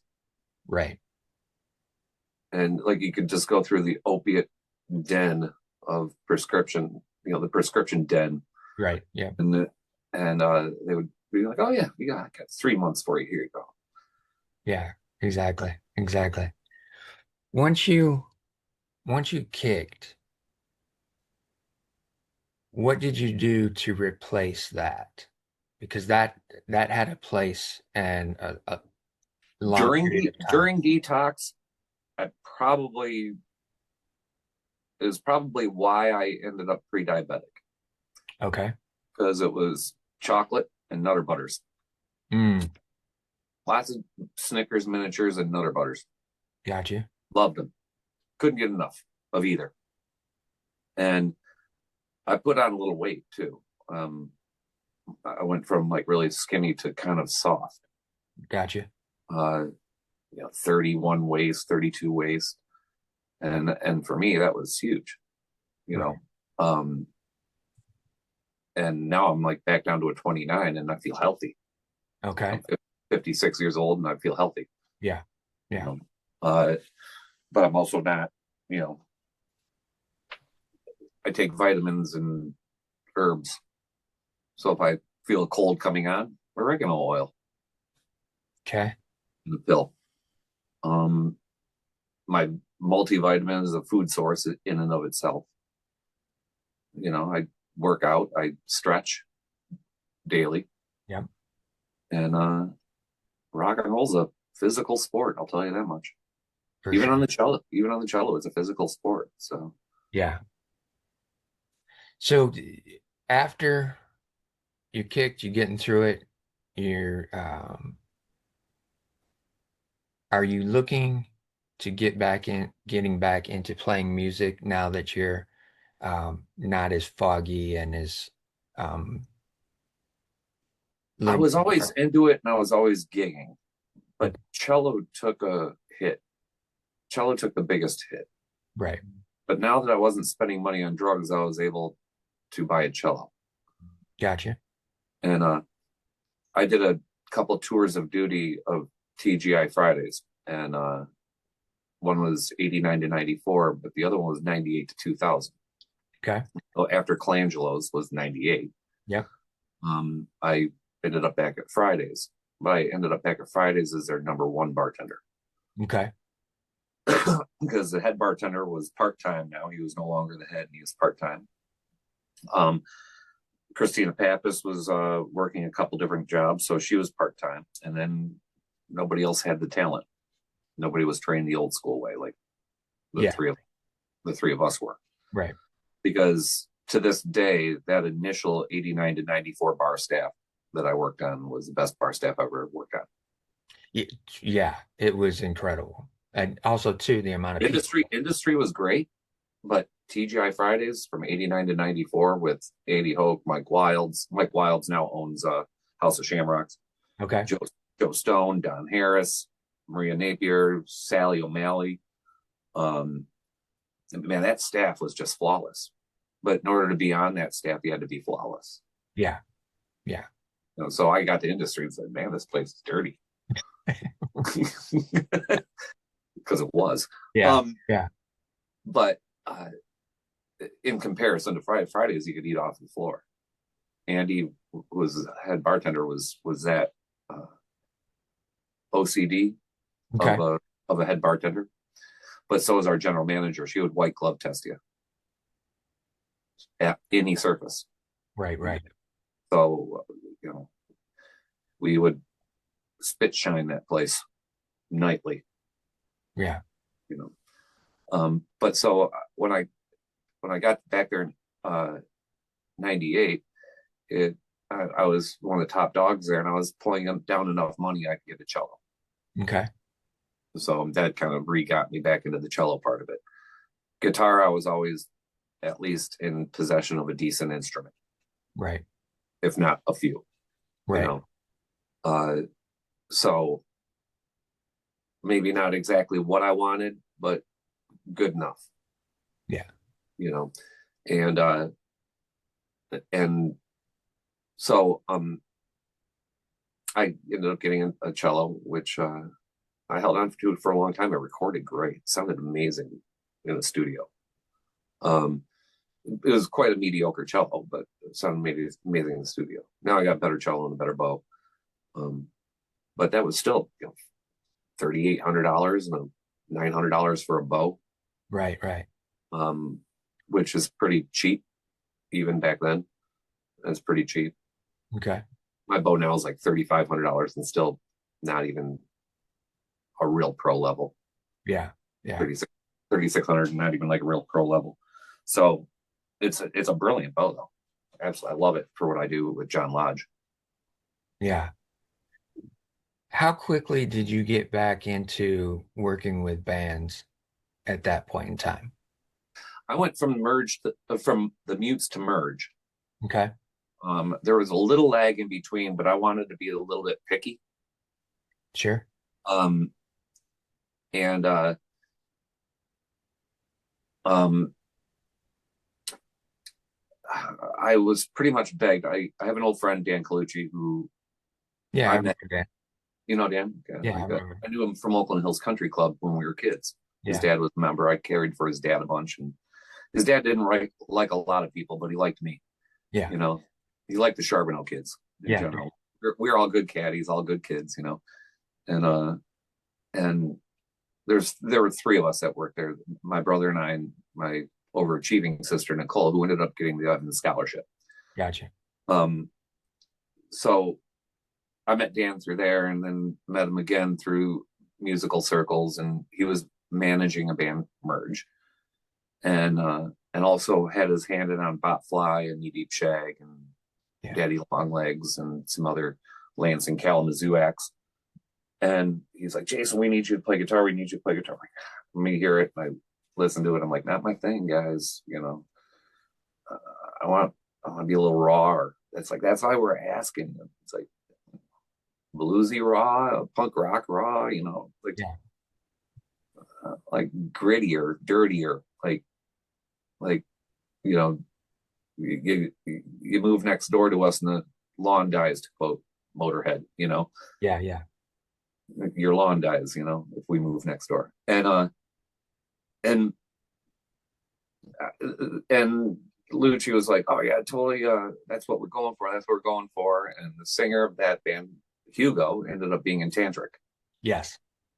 Okay, so um, and Randy has done a bunch of stuff since then. He was a bass player, and he came from the band The Difference back in the '80s. That's where I met Randy. Yep. Um, and Randy's always been active in the music scene, very good, but he's an accountant, so he didn't really go too far outside of Detroit. Right. Um, and and so that band was weird. That band should have been called Three Frontmen and not Merge, because Randy, Hugo, and myself all had three different ideas of how that band needed to go Yeah. Yeah. sound wise. Yeah. Like no two were alike. For sure. And we had all the backing, we got all of everything. And I just came from the Mutes, which on paper was a brilliant idea. We just couldn't execute it. Whereas Merge seemed forced Right. and and and had all the backing and all, and clear heads, and I was no longer using anything harder than weed and Yeah. whiskey. And Randy never used anything and ever. Yeah. You Athir just liked smoking weed. He wasn't really much of a drinker, Right. and it was and but Hugo was a handful. Yes. That dude was tragically a handful. But yeah, so met a lot of people through that band that I worked with over the years. Griff Yep. from Botfly is still a good friend, and he was on my solo record. Okay. Because we played with Botfly in that band a lot. Right. But uh, it wasn't really until I was in Ethan's band after that band. I mean, there were some bands I dabbled in also, but we didn't do much. Right. Right. Um, Slaves of Tyranny was one of them. This is after Ethan, though. There were some bands that just there was something that just didn't click. Yeah. You jam for a while and you'd write, and then Medicine Letter was really good, but just kind of dissipated to nothing. It was fun. It wasn't going to do anything. It was proggy. It was artsy. Yeah. Yeah. Resurrection Story's proggy, but it's kind of harder. So I don't know how I end up in all these proggy bands, but I do. John Lodge is a prog rocker. Yeah. Um, Especially considering I like playing dirtier stuff like rootsy blues music and Right. Right. that kind of stuff. Country and Americana and whatnot. And so then after Merge, and I was starting to work up Fridays, whatever. Then that's when Ethan came along and was like, "Hey, Jason, I'm thinking of putting out a solo record. I've been backing up everybody else's bands all these years, and who should I record with?" And I'm like, oh, "Call Al Sutton at Rust Belt." Yep. So he ended up calling Al Sutton, and he knew Al Sutton years before, but didn't think about it. Okay. And I always refer people to Al. Al's been a friend of mine since '86. Right. Right. So he calls me a few weeks later. He goes, "Yeah, So I booked some time with Al. I'm like, awesome, man, that's great. That's great. He's like, well, do you want to come play guitar or cello or some stuff on the record? I'm like, sure. So we put out 7 records Yeah. or 6 records and toured for 7 years. Uh, Kind of dabbling in 98, 99, and then doing it a little bit more in 2000 when I started working at Mars Music. I was like missing weeks at a time, going out with Ethan and still coming back and outselling everybody, so they never fired me. Right. Yeah.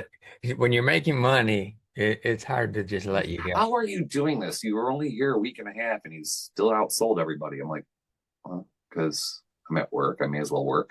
Yeah. There's a customer over there that needs something. Can you hold that thought? Right. You know?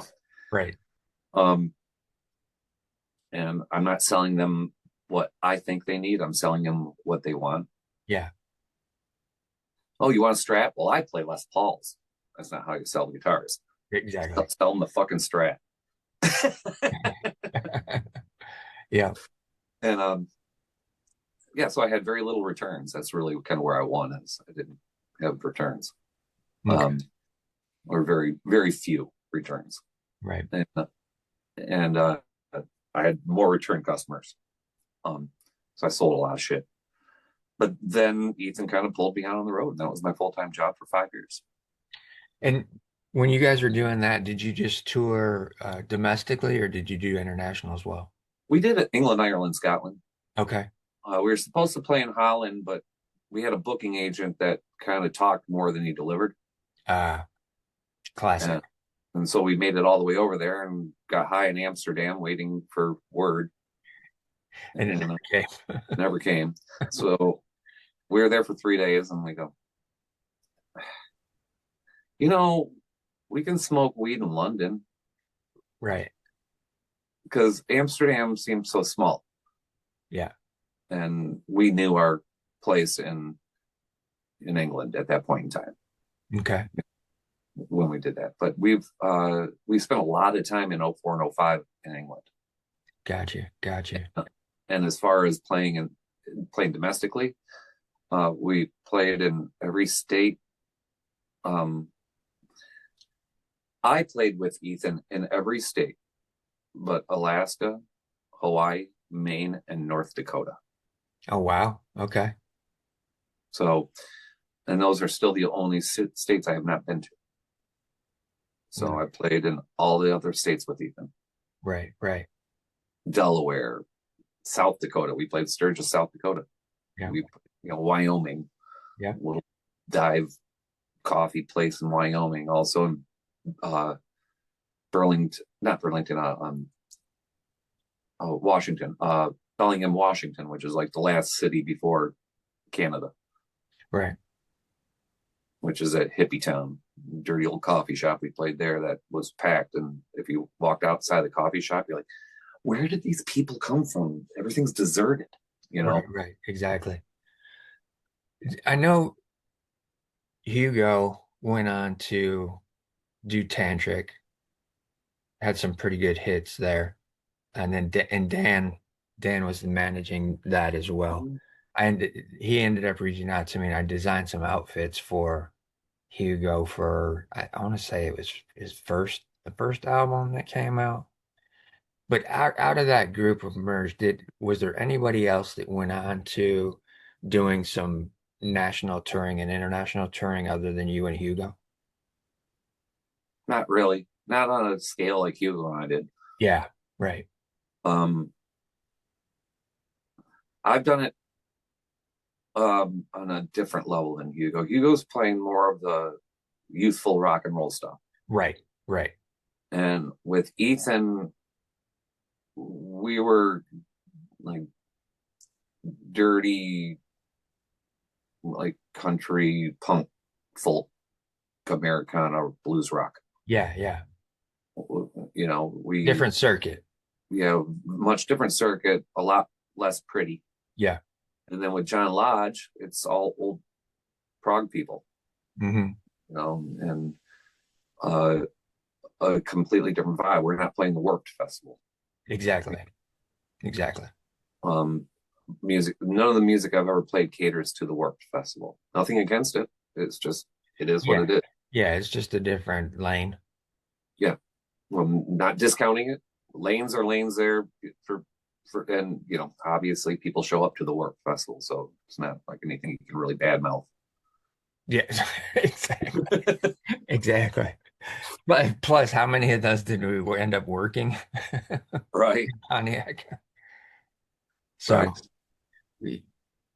once you're once you've done like the sixth, seventh album with Ethan, um, are you seeing that things are starting to shift at that point in time in terms of um, what you may be wanting to do versus what he's I wanting to loved do? what I was doing with Ethan. I actually was disappointed that it fell apart. Okay. Uh, we had a um, gal that sang one of the songs on the record that Ethan ended up falling in love with. Um, you know, story like a nice little country love story right there. Right, right. And they're married now, but it kind of changed the whole dynamic of everything. And also, the label didn't pay it didn't pan out in pay the way uh, that we thought it was going to. Hmm. So um, Bill Davidson said, "I'll reimburse you the money, um, but you can't reinvest it in the label." Mm, A lot of money, wow. and they had nothing to show for it after spending that much money. Right, right. And we gave away, like with Ethan, he gave away his music. Like he would send out stacks of 5 CDs to people on the fan list, Yeah. and we still sold sold more records than anybody else on the label. Mm, They sold all their merchandise. We gave it away, and we still sold more merchandise, right. more records than the other bands. And from that perspective too, for some of the audience that are musicians maybe starting out, from your perspective, how much does merch play into a touring act's Nowadays, it's a income? business card Right, because everybody streams everything now. Back then, a CD was the way that people listened. right. They weren't going to hear Ethan Davidson on normal FM radio, maybe stations. Yeah, And we did some college station interviews and whatnot.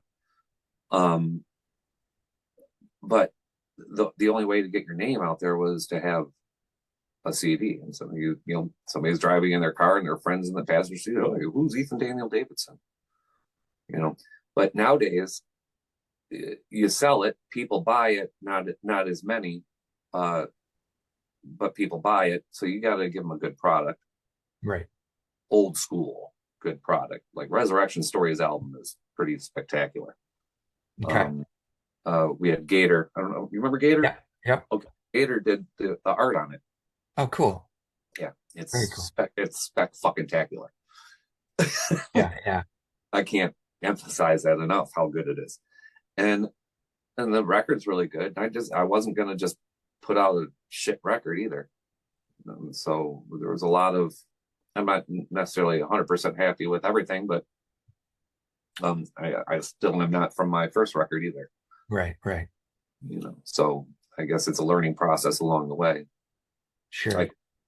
still be working on that first solo record, or I could be working on my third record that I'm producing and recording. You Okay. know, the solo and the Resurrection Story, and now another one. Gotcha. Gotcha. When did the opportunity with John Lodge come into play for you? 2017. Okay. Um, so um,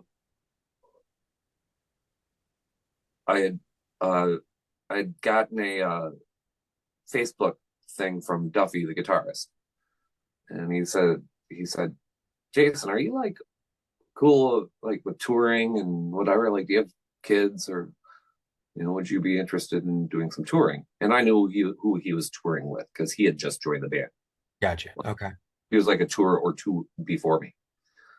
And I'm like, oh, I'm fucking totally available. So um, we set up a thing where I went over there and jammed with him on a couple songs. And I guess that was the audition. I didn't know it was the audition, but I guess it was. And I brought my guitar and my cello over, and we went through all like 5 or 6 songs, trying to figure out what part I would play on them. And it was mostly cello. Okay.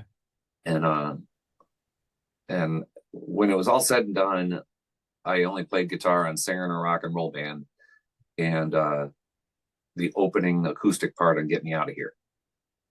That was it, which I was completely fine with because, well, Duffy's the lead guitarist, and they needed a cello, Right. and the application was awesome.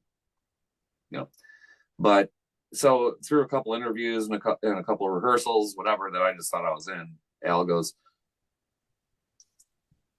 Alan is a music director. I was on the phone with him 17 hours after I told you about the gal that passed away that I was dating. 17 hours after she passes away, I'm still like a train wreck. So welcome to the band. Mm, And interesting. the tour starts. It was like a few months away, maybe. Yeah. And so it was a whole heck of a lot of this as opposed to mourning or anything else. Did that, did that, do you feel that that helped get you through that time? Oh, absolutely. Okay. Oh, absolutely. But I also think that just like drugs and alcohol, it just postpones it. All right. You're still just kind of, uh, okay, what if it was golf instead of music? Right, right. And played, you know, 36 holes every day, you know, as opposed to dealing with an issue. Yeah. It's same difference. You just find something to occupy your head. Okay. Where I was going with that was we all know that the how the power of music uh potentially is a healing uh modality for a lot of people. So what I was But curious. so is a deadline. Okay. Deadline. So like, um, I get addicted to reels sometimes. Like I Okay. try not to put them on because I can't get them off. Yeah, Like yeah, I keep on flipping to the next one and the next one and the next one. yeah. And I saw this one, and it was a senator's wife had died. I'm not quite sure who the senator was because I only stayed on half of it. And he said, we have a lot on the docket, and I'm sorry I'm late. My wife just passed away, and everybody's like, oh, I'm so sorry. He goes, I appreciate that, but we got a lot to take care of today. Was it And Thomas Massey? maybe, Okay. Yeah, yeah. and I don't care That what sounds, side, yeah, it I sounds don't care what familiar. side on. The thing is when I looked at it, he was coping. I didn't watch the whole reel, so I just reporters were like, I got a question. Are you okay? You know, Right. and he's like, yeah, fine. I understand it. I mean, it hurts. I got to deal with it. There's stuff we have to deal with, but there's a lot on the plate we got to deal with today. Right, right. And and people deal with stuff their own way. Sure. They cope with it their own way. He probably would have had a pass if he didn't show up for work that day. Right. Exactly. But uh, he probably showed up for work because what's he just going to do? Just sit at home and mope? Maybe that's not in his personality. Yeah. And he goes, I got a plan for a funeral starting tomorrow, but today I'm going into work. Yeah, for sure. So you never know how people deal with certain things, and I think that it really helped fill the time, Okay. and and it and it did uh create kind of a I realized that my computer was the light on my face. Um, um, so it did create a lot of uh, postponement, but not in a bad way. Okay. Okay. I mean, I don't think that if I sat at home doing nothing with nothing in my future, Right, right. would I have coped with it as well? Got you. Okay. Because then I would have felt like I didn't have the future. Right. But no, I'm going to go out with John Lodge. And she was still alive when there was talk about me getting the job. So I assumed I already had the job, but it wasn't until 17 hours afterwards that it was confirmed that I had the job. Mm. Okay. Wow. Fast forward to 2020, the world shuts down, essentially. And so did the gig. So did the gig. Yeah. How did how did that time? Can we pause right here for a second? I'm going to hit the head right quick. Absolutely. Right on. So yeah, 2020, the world shuts down, touring stops. What does that do to your mindset? I think I was different than everybody else on this one. Okay. I got to press reset. Cool.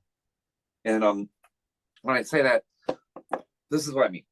Um, there's a lot of time that that I wasn't going to bars, like where I would go out on my nights off. Sometimes go out when I was done work if I got off early. I would still go to the bar afterwards or whatever.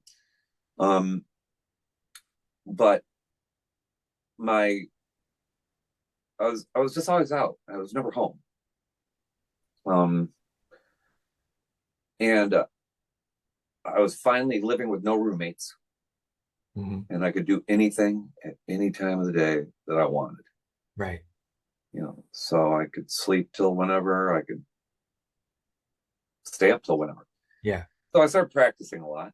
I mean, the first 3 weeks, I was like everybody else, Zoom phone calls with lots of alcohol, you know. Yeah. And after about 3 weeks, it was like, okay, this 2 week party is going to last longer than 2 weeks, you know, Right. Right. and my liver won't last indefinitely. Yeah. The party's over, time out. So I hit the practice room, and I also started working a lot of the originals that I was working on, Okay.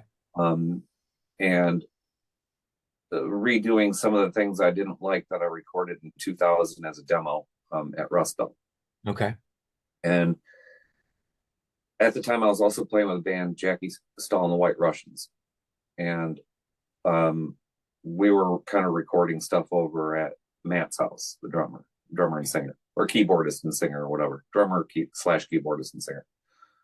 And and it was his stuff and his writings and whatever. And uh, because Rona was so incredibly political, he and the bass player were on different sides of the page politically, and things kind of really went awry, um, and got cantankerous and politically, people were just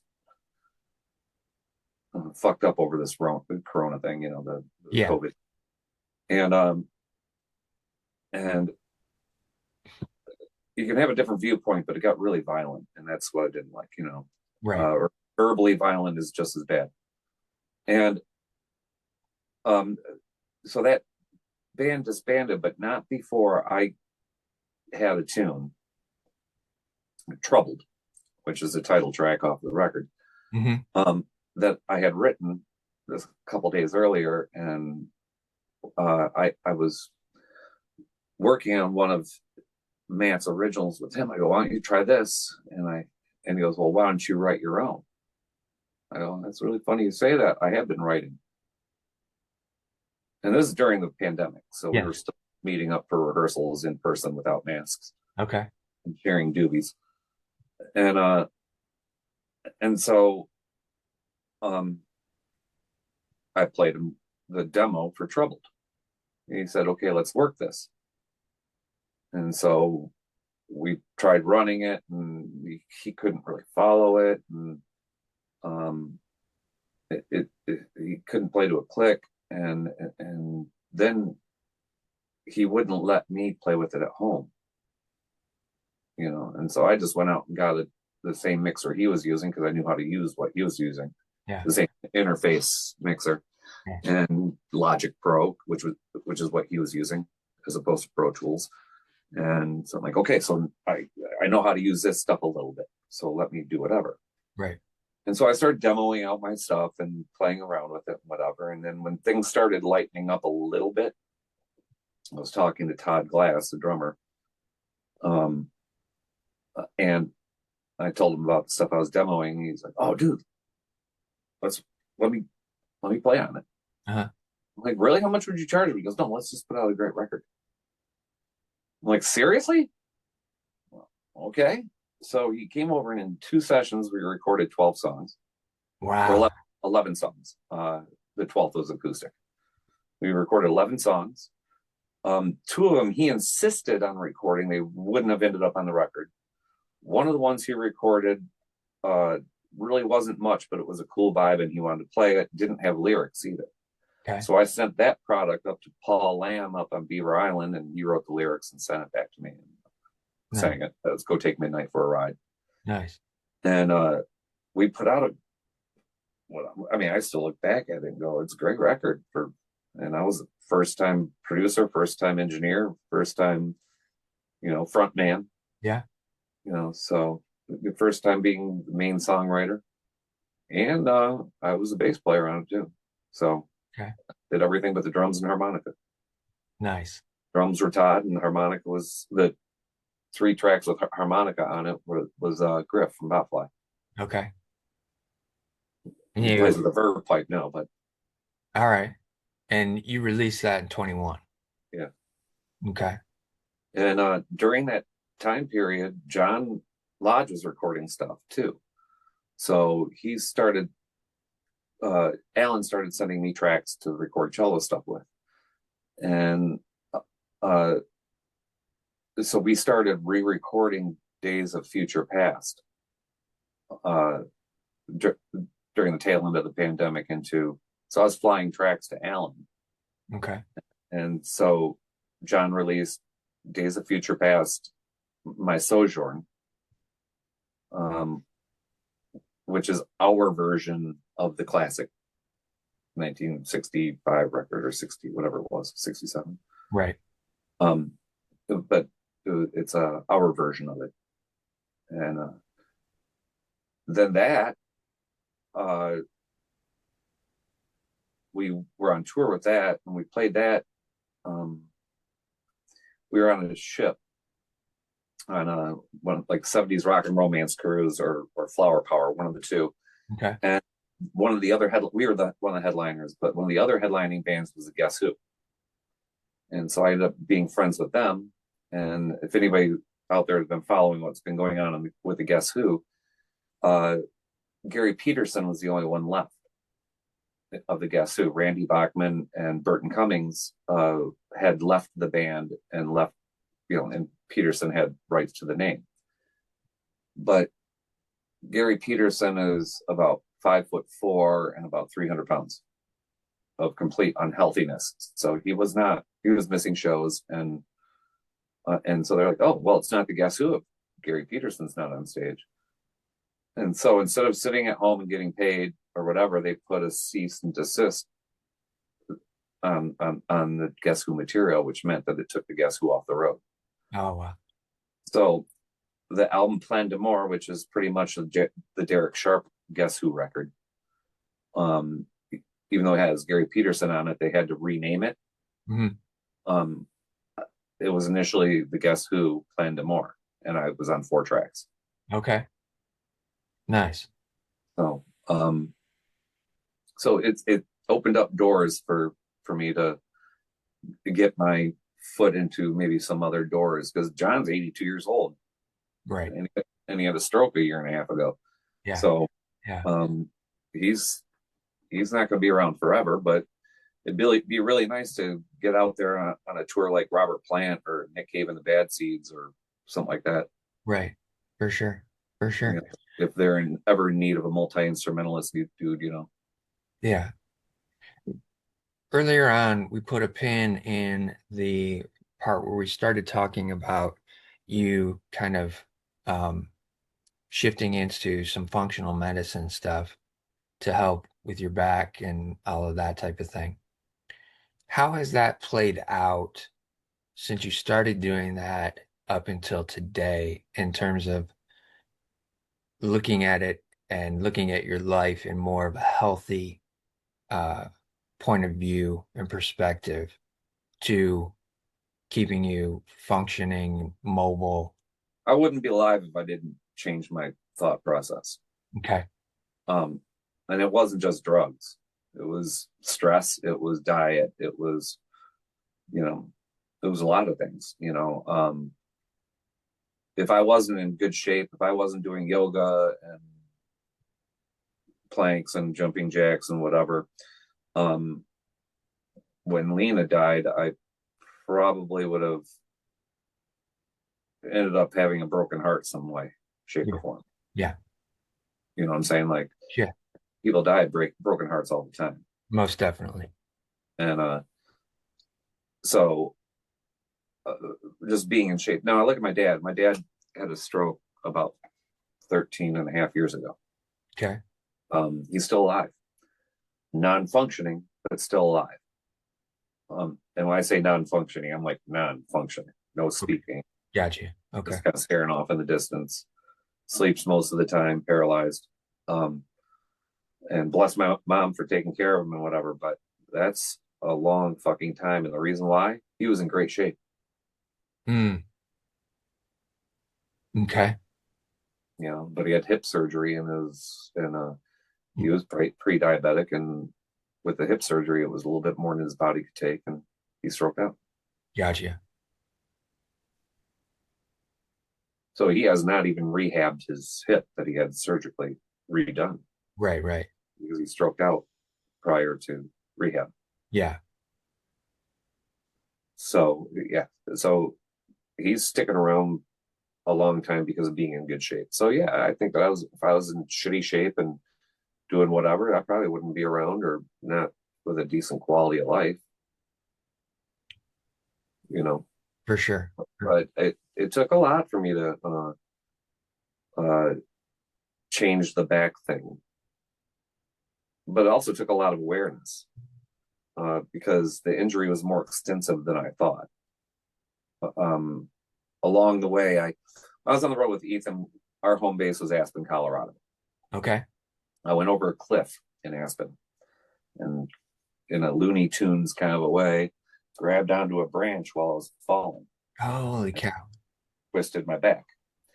And though I felt it in my lower back, um, it was re-injuring the initial thing, the Yeah. initial injury that happened when I was 14.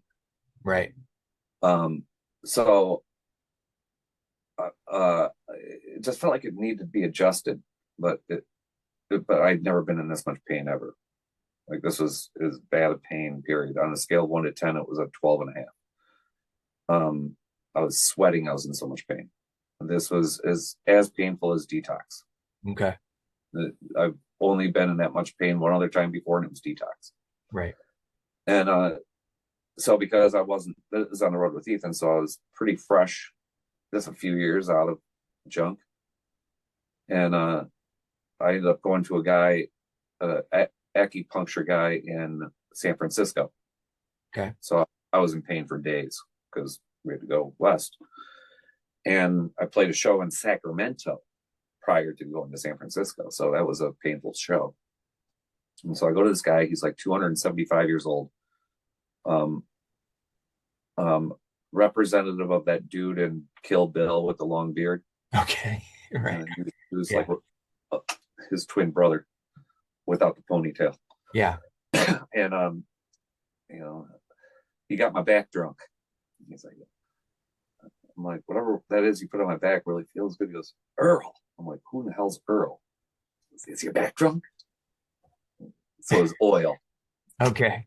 Anyway, um, but he did acupressure. I'm like, I need acupuncture or something that's going to make me walk. He goes, no, no, you need acupressure. I ended up driving the next day, so I wasn't even able to sit Wow. be- beforehand. I had to gently lay myself down, and so that's the kind of stuff that I was doing, and um, I wanted to remain active, and even though that was like that accident was my mid 30s, so Yeah. my sister ends up meeting her future husband, and he's an integrated manual therapist, and if I had a nickel for every single time I heard a Jason, I'm not a doctor, so I can't formally diagnose, but Yeah. and some of them were obvious, Yeah. Yeah. you know, but professionally he had to disclose that. Sure. Like when I broke my knee, you could see the patella was cracked. You know, I'm not a doctor, but you broke your knee. Yeah, I can see that too. That Right. was a little bit more obvious. Right. But when he told me what was initially wrong with my back, he's like, "What happened to you when you were 14?" I'm like, "The ski accident." He goes, "Yeah, you're lucky to be alive." Oh, wow. He goes, I go, "What do you mean?" He goes, "You have a severed T9 vertebral artery and T9 nerve. They're fused together." Holy cow. Now, this isn't the first time somebody asked me what happened when I was 14. So did the old man out in San Francisco, Okay. and so did another energy worker that worked on me before. Got you. So three people have now asked me what I did when I was 14. Mm, One said, um, "This is what happened." right. Now, when you went over the cliff in Aspen, you re-injured that, Right. and that's always where the pain manifested was in my lower back too. This was just that much, and T9's mid back, Yeah. Yeah. so I should be from here down be paralyzed. Right. Minimum, I should be Yeah. paralyzed. Yeah. But he said you could possibly from here down have been paralyzed from that because of how delicate everything from here to here is. Correct. So he goes, you're like a miracle of science. Now, I've also gotten hit by a snowboarder since then Oh my gosh. and broke 5 ribs in my collarbone and punctured my lung and fucked up my kidney. Jeez. Um, did that drugless. Um, that I reset my own ribs. 2 of them were displaced over here. Tim, my brother-in-law, leaned on this side and I breathed in and popped those back into place. Okay. That was quite painful. I've broken this finger, my foot, my toe, my toes on both sides, my feet, that knee, severed or partially torn bicep over here. Man. Hey, I'm the clumsy one. Right. Wrong place at the wrong time, person. Right. Um, so it was it was a lot of testing after the giving up pain meds. Right. Right. That's what I'm saying. That's what I'm saying. I'm saying the scenario of you injuring your back at 14 and you're just getting script after script after script and For nobody, that injury alone, right. there were And no other injuries until I stopped taking opiates. yeah. Yeah. But what's interesting was the amount of what you just said was the amount of damage that was done at that point. And their response to it is prescription, prescription, prescription. Fast So I don't go to forward, doctors unless I have to. right. Fast forward, you're starting to work with functional medicine, alternative healing modalities, and they're all referencing back to this point in time, right? They all want to know what that origin was of that injury. Yep. And it, one of the things that I want to highlight here for the audience is the fact that you went through all that pain, that addiction, and everything, and then you kicked it on your own. And then thereafter, you still did not go back to it. So that takes a huge amount of resilience and determination, number one. to do that, and I want to highlight that. One of the things that is a great motivator is when your dealer says, "Yeah, I didn't see this in your personality." Oh, He goes, and I sat there, my last purchase date. I sat there and I was just kind of, I told them it was the last time they'd be seeing me. I was just going to get through the day and then quit. And they're like, yeah, this wasn't you. And wow. it was a gorgeous day out. And we sat out on the porch, and this gal comes up, and I've been there like maybe 5 minutes. And this gal comes up, and she walks out, and very disheveled, um, obvious tricker, you Yeah, know. sure. Yep. Gets in the car, and about an hour later, she gets out of a different car. About an hour and a half later, I was there for a while, Yeah, and I was courteous enough to never go to the bathroom to do anything. They knew what I used, and they knew what I didn't use.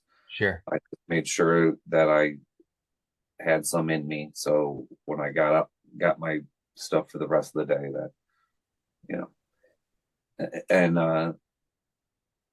the dealer told me his cocaine story, and Okay. his cocaine story is like, oh, it was the like the commercial where the guy goes, I work hard so I can make more money so I can do more cocaine, so I can work harder so I can make more money so I can do more cocaine so I can work harder so I can. Right. He goes, that was me. The cycle. He goes, I had 3 jobs and I was working myself into a frenzy, and it went on for about a year and a half until I finally ended up in a bathtub crying for 2.5 weeks. And I go, wow. So I got that to look forward to. He goes, well, I don't know what junk will do to you, but that was cocaine. You go from an up to an extreme down. Yeah. So I don't know if you're going to end up crying like I did, but I cried like a baby. It was my dealer telling me this. Okay. Yeah.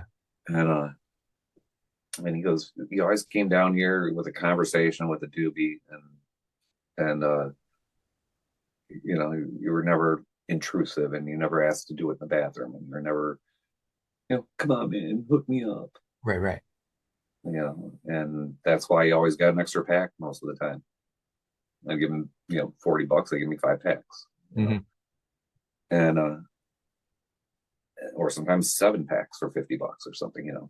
Right. Right. And then it got to the point where they'd have me cut it with them, and then they'd give me a couple packs just for cutting it with them. Gotcha. And so I wasn't part of the problem. I was part of the solution, even as one of their customers. And most of the time, junk customers are part of the problem, Yeah. or drug customers in general are part of the problem, not part of the solution. Right. And I was always part of the solution. And so uh, they're like, we hate to see you go as a customer, but we're happy that you're doing something that gets you better, because you got way more going for you than this. Right. The girl that just came through here 3 times, that's all she's got going for her. She'll be dead in a year. Right. Right. You notice that she came with 3 different dudes. Yeah. Yeah. That's a very interesting story that somebody like that is recognizing you've got more to you than walking down that road Mm-hmm. that you were on. Mm-hmm. But that's a very powerful thing. Very powerful thing. And you've kicked it. You've gone on to do some fantastic things. Um, you mentioned earlier too that you're working on another solo album as well Yep. as the Resurrection Story album. No, I mean we're starting more writing for our next record too. We're about 2 half songs into it. Okay. You know, like couple Gotcha. great a couple great starts into it. Gotcha. Yeah. But nothing solidified, uh, even in the idea of what we want to do. Um, with with my blues rock record, there's many ways I'm thinking of doing it. Like, I don't know how many songs I want to do, and then I don't know if I want to do covers also, Okay. because my first one was 12 originals. Yeah. But I done a good remake of Into My Arms by Nick Cave. Going to California by Zeppelin. I did a kind of a plugged in blues version of it. All right. Um, and A Song for You, kind of, that one's maybe not as worked yet. I kind of want to do more of like an Otis Redding vibe to a Graham Parsons tune. Gotcha. Um, it, uh, it's kind of a country tune that Graham Parsons does with Emmylou Harris. It might be done by other people, I don't know. But I'd like it to get a little funkier, maybe a little like a bigger pocket than a country pocket, Sure. like a funk kind of pocket type thing. And uh, then there's always one I haven't done yet, but would be a cool band thing to do, would be Sirius by Luther Allison. Okay. So there's ideas that I want to try to accomplish, but I'm still thinking stuff out. As far as the originals go, I think I have a hit with It's Over Again for the Last Time Again. It's kind of like A Thrill Is Gone. Sure. And Bourbon in My Coffee is kind of a very tongue-in-cheek blues tune. It's a blues progression, but the riff itself, I was like, sounds like I stole that riff from somebody. Okay. Yeah, yeah. But it's second. It's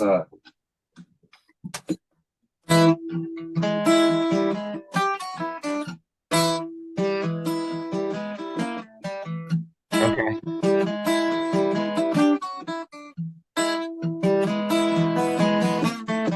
so Yeah. I'm like trying to figure out what it is. Right, right. I'm with you. The only way you're gonna get this is if I play it. Play Pandemonium by Killing Joke.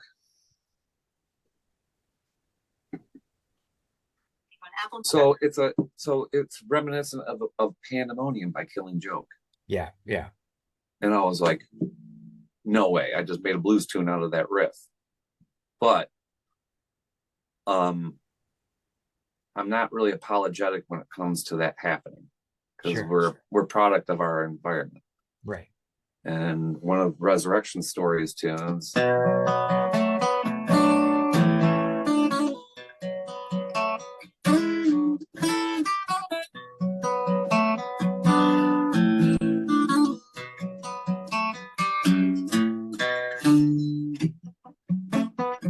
so that's the main riff of one of the tunes. Okay. Well, I'm a huge Al Di Meola fan, so how did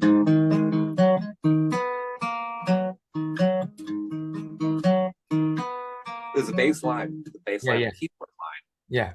whereas I made it a guitar line. Then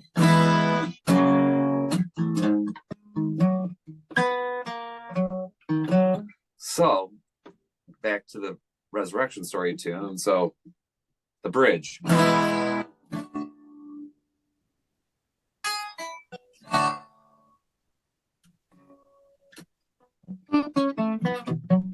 So that little riff there, I'll tell you, I pretty much was trying to steal the mood of it. Yeah, makes sense. This one. Yeah. Just that right there. All I Yep. did was invert the chord. Right. I was like, oh, that totally reminds me of the soundtrack. Okay, so the very first review of that record completely missed the Al Di Meola Complete Thievery that I did, but completely got the accidental Dune reference, Okay. because this is an accidental Dune reference that David Lynch did. Okay. So the one with Kyle MacLachlan and all that. So it was like I wanted that mood, and I got it without even trying. It was accidental. Right. However, it was completely just a variation on this. from bass to guitar. Yeah. Yeah. Right So on. it so I wasn't too concerned about making a blues tune out of a Killing Joke riff. Got you. But Got you. that song is called Bourbon in My Coffee. Okay. Kind of like Suicide Solution by Ozzy Osbourne was speaking out about drinking yourself to death in the way that Bon Scott did. Got you. Because that's what Bon Scott did, is he drank himself to death. And Ozzy Osbourne was like, oh, I'm on the same path. So Right. he wrote Suicide Solution about how drinking like that is suicide. Yeah. Yeah. And it's not the solution. Right. Where his song was serious, Yep. my song is more tongue in cheek. Yeah. So my song is um uh I put bourbon in my coffee uh instead of milk or cream, then you repeat it because it's a call response blues. Hmm. It's like, so I forget my bad dreams, or start my day out right, so I can win all my fights. Right. Yeah. Not so I'm nice and I don't start fights. It's so I can win all my fights. And so everything is like contradictory to what it actually would do. If you put bourbon in your coffee, you're going to be fighting and losing. Right. Right. Yeah, exactly. And then I put bourbon in my coffee instead of something like cocaine, because cocaine seems to rot my brain. Yeah, Well, what do you think the bourbon's doing? for sure. So everything's completely contradicts itself in kind of more of the way that the Damned wrote punk lyrics, which are kind of tongue in cheekish. Yeah, yeah. I'm a big Damned fan, so even the blues stuff comes a little from the Damned as far as lyrically approached. Okay. Okay. Not Yeah, everything has to be serious and doom. for sure. For sure. You always got to sprinkle some shining light in there. Yeah. Then there's one that's called I'm not quite sure what I'm calling it yet. But times they are changing in my life, but I don't mean to be unkind. I don't want to be at the end of your whip no more, so I got to get you out of my mind. Okay. Now the thing is it doesn't matter if it's a girl or a guy or a job or a whatever. It's pretty much about like clearing your mind of the things that are your nemesis, Yes. Yes. Interesting. and the fact that if I'm gonna sit there and take the whip, it's kind of on me at this point in time. Right. Right. So the only Love way that for concept. Love the concept. Love it. Love it. One of the other things I wanted to ask you as we're coming to a close here potentially oh yeah, is I over got a gig tonight with Resurrection Story at Token. right on. Cool. Over the course of the years, we've, you and I both have seen many, many talented musicians completely stop what they're doing and never go on to do any more with their music. At certain points, they just stop, like almost like cold turkey, Mm-hmm. quit doing it. And that talent just falls to the wayside.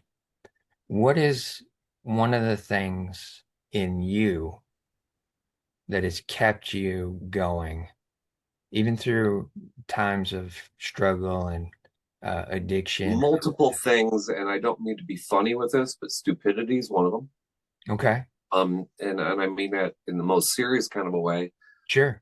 Some of us are so blinded by what music gives us that we're too dumb to see the forest through the trees. You know what I'm saying? Yeah, Um, we enjoy the half hour that we're on stage, or hour, or 2 hours, or 3 hours, depending. We enjoy it. So therefore, we don't remember that we just spent $5,000 on the guitar, right. or we don't remember that we just drove a half hour to play the gig, Yeah, yeah, or we had to drive like a half hour through like four difficult cop territories, yeah. to go play the gig, and or we had to get on a plane and deal with a bunch of bullshit, and we had to. You are too dumb, so you forget about that stuff because the only thing that you really remember is the time you're on stage. Okay. And back to the beginning part about the energy exchange. Yeah. Yeah. The energy exchange is the fuel. It's a very positive energy exchange if I adore you and you adore me. Sure. So you're the bigger the gig, the more energy. I don't get spent because I'm getting fed way more. For sure. It's not one for one. It's 2,500 Thousands. Yeah. feeding, Yeah. Yeah. and I can still feed. I'm Yeah. never going to run out because I got 2,500 sources coming at me. Right. Right. You know, minus the 18 people that are at the bar having pee. You Yeah. know, and and so um, that's the motivating factor. It's like just kind of being dumb enough to ignore the bullshit of it. Because some of these people, like, God, it's great. Josh found a career after music, but he's also a very talented singer. Right. You know, um, why is it that Josh didn't make it big, but Hugo did? Right. You know, Right. because Josh was a 10 times better singer. Gotcha. Josh was as good of a rock and roll singer as Detroit's put out that I think so, other than Nick Lacassian. Okay. He was an amazing singer. Yeah. Um, like rock singers, you know what I'm talking about. Yes. Yes. Like singers, not just people who can front as a front man, but Exactly. but People that have the voice. the Yep. pipes. Yep. And Josh was one of those people. One of my favorite singers in Detroit, had a very Paul Rodgers-y quality to Yeah. Yeah. him, and that goes a long way in my book. For sure. You know, and it's a real shame that he gave it up and didn't turn it back. It didn't turn around and go back. Right. Right. But I got Fred now. Yeah. I got Fred and Resurrection Story now. Yeah. Out Yeah. of the whole mutes thing.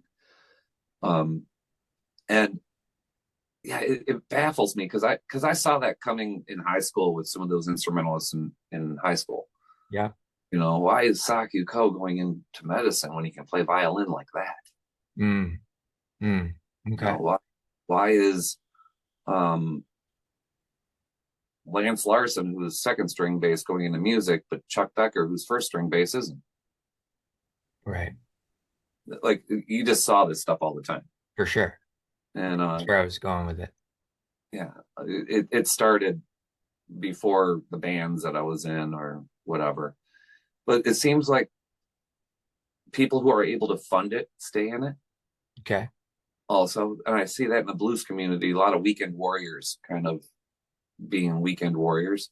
Yeah. And then uh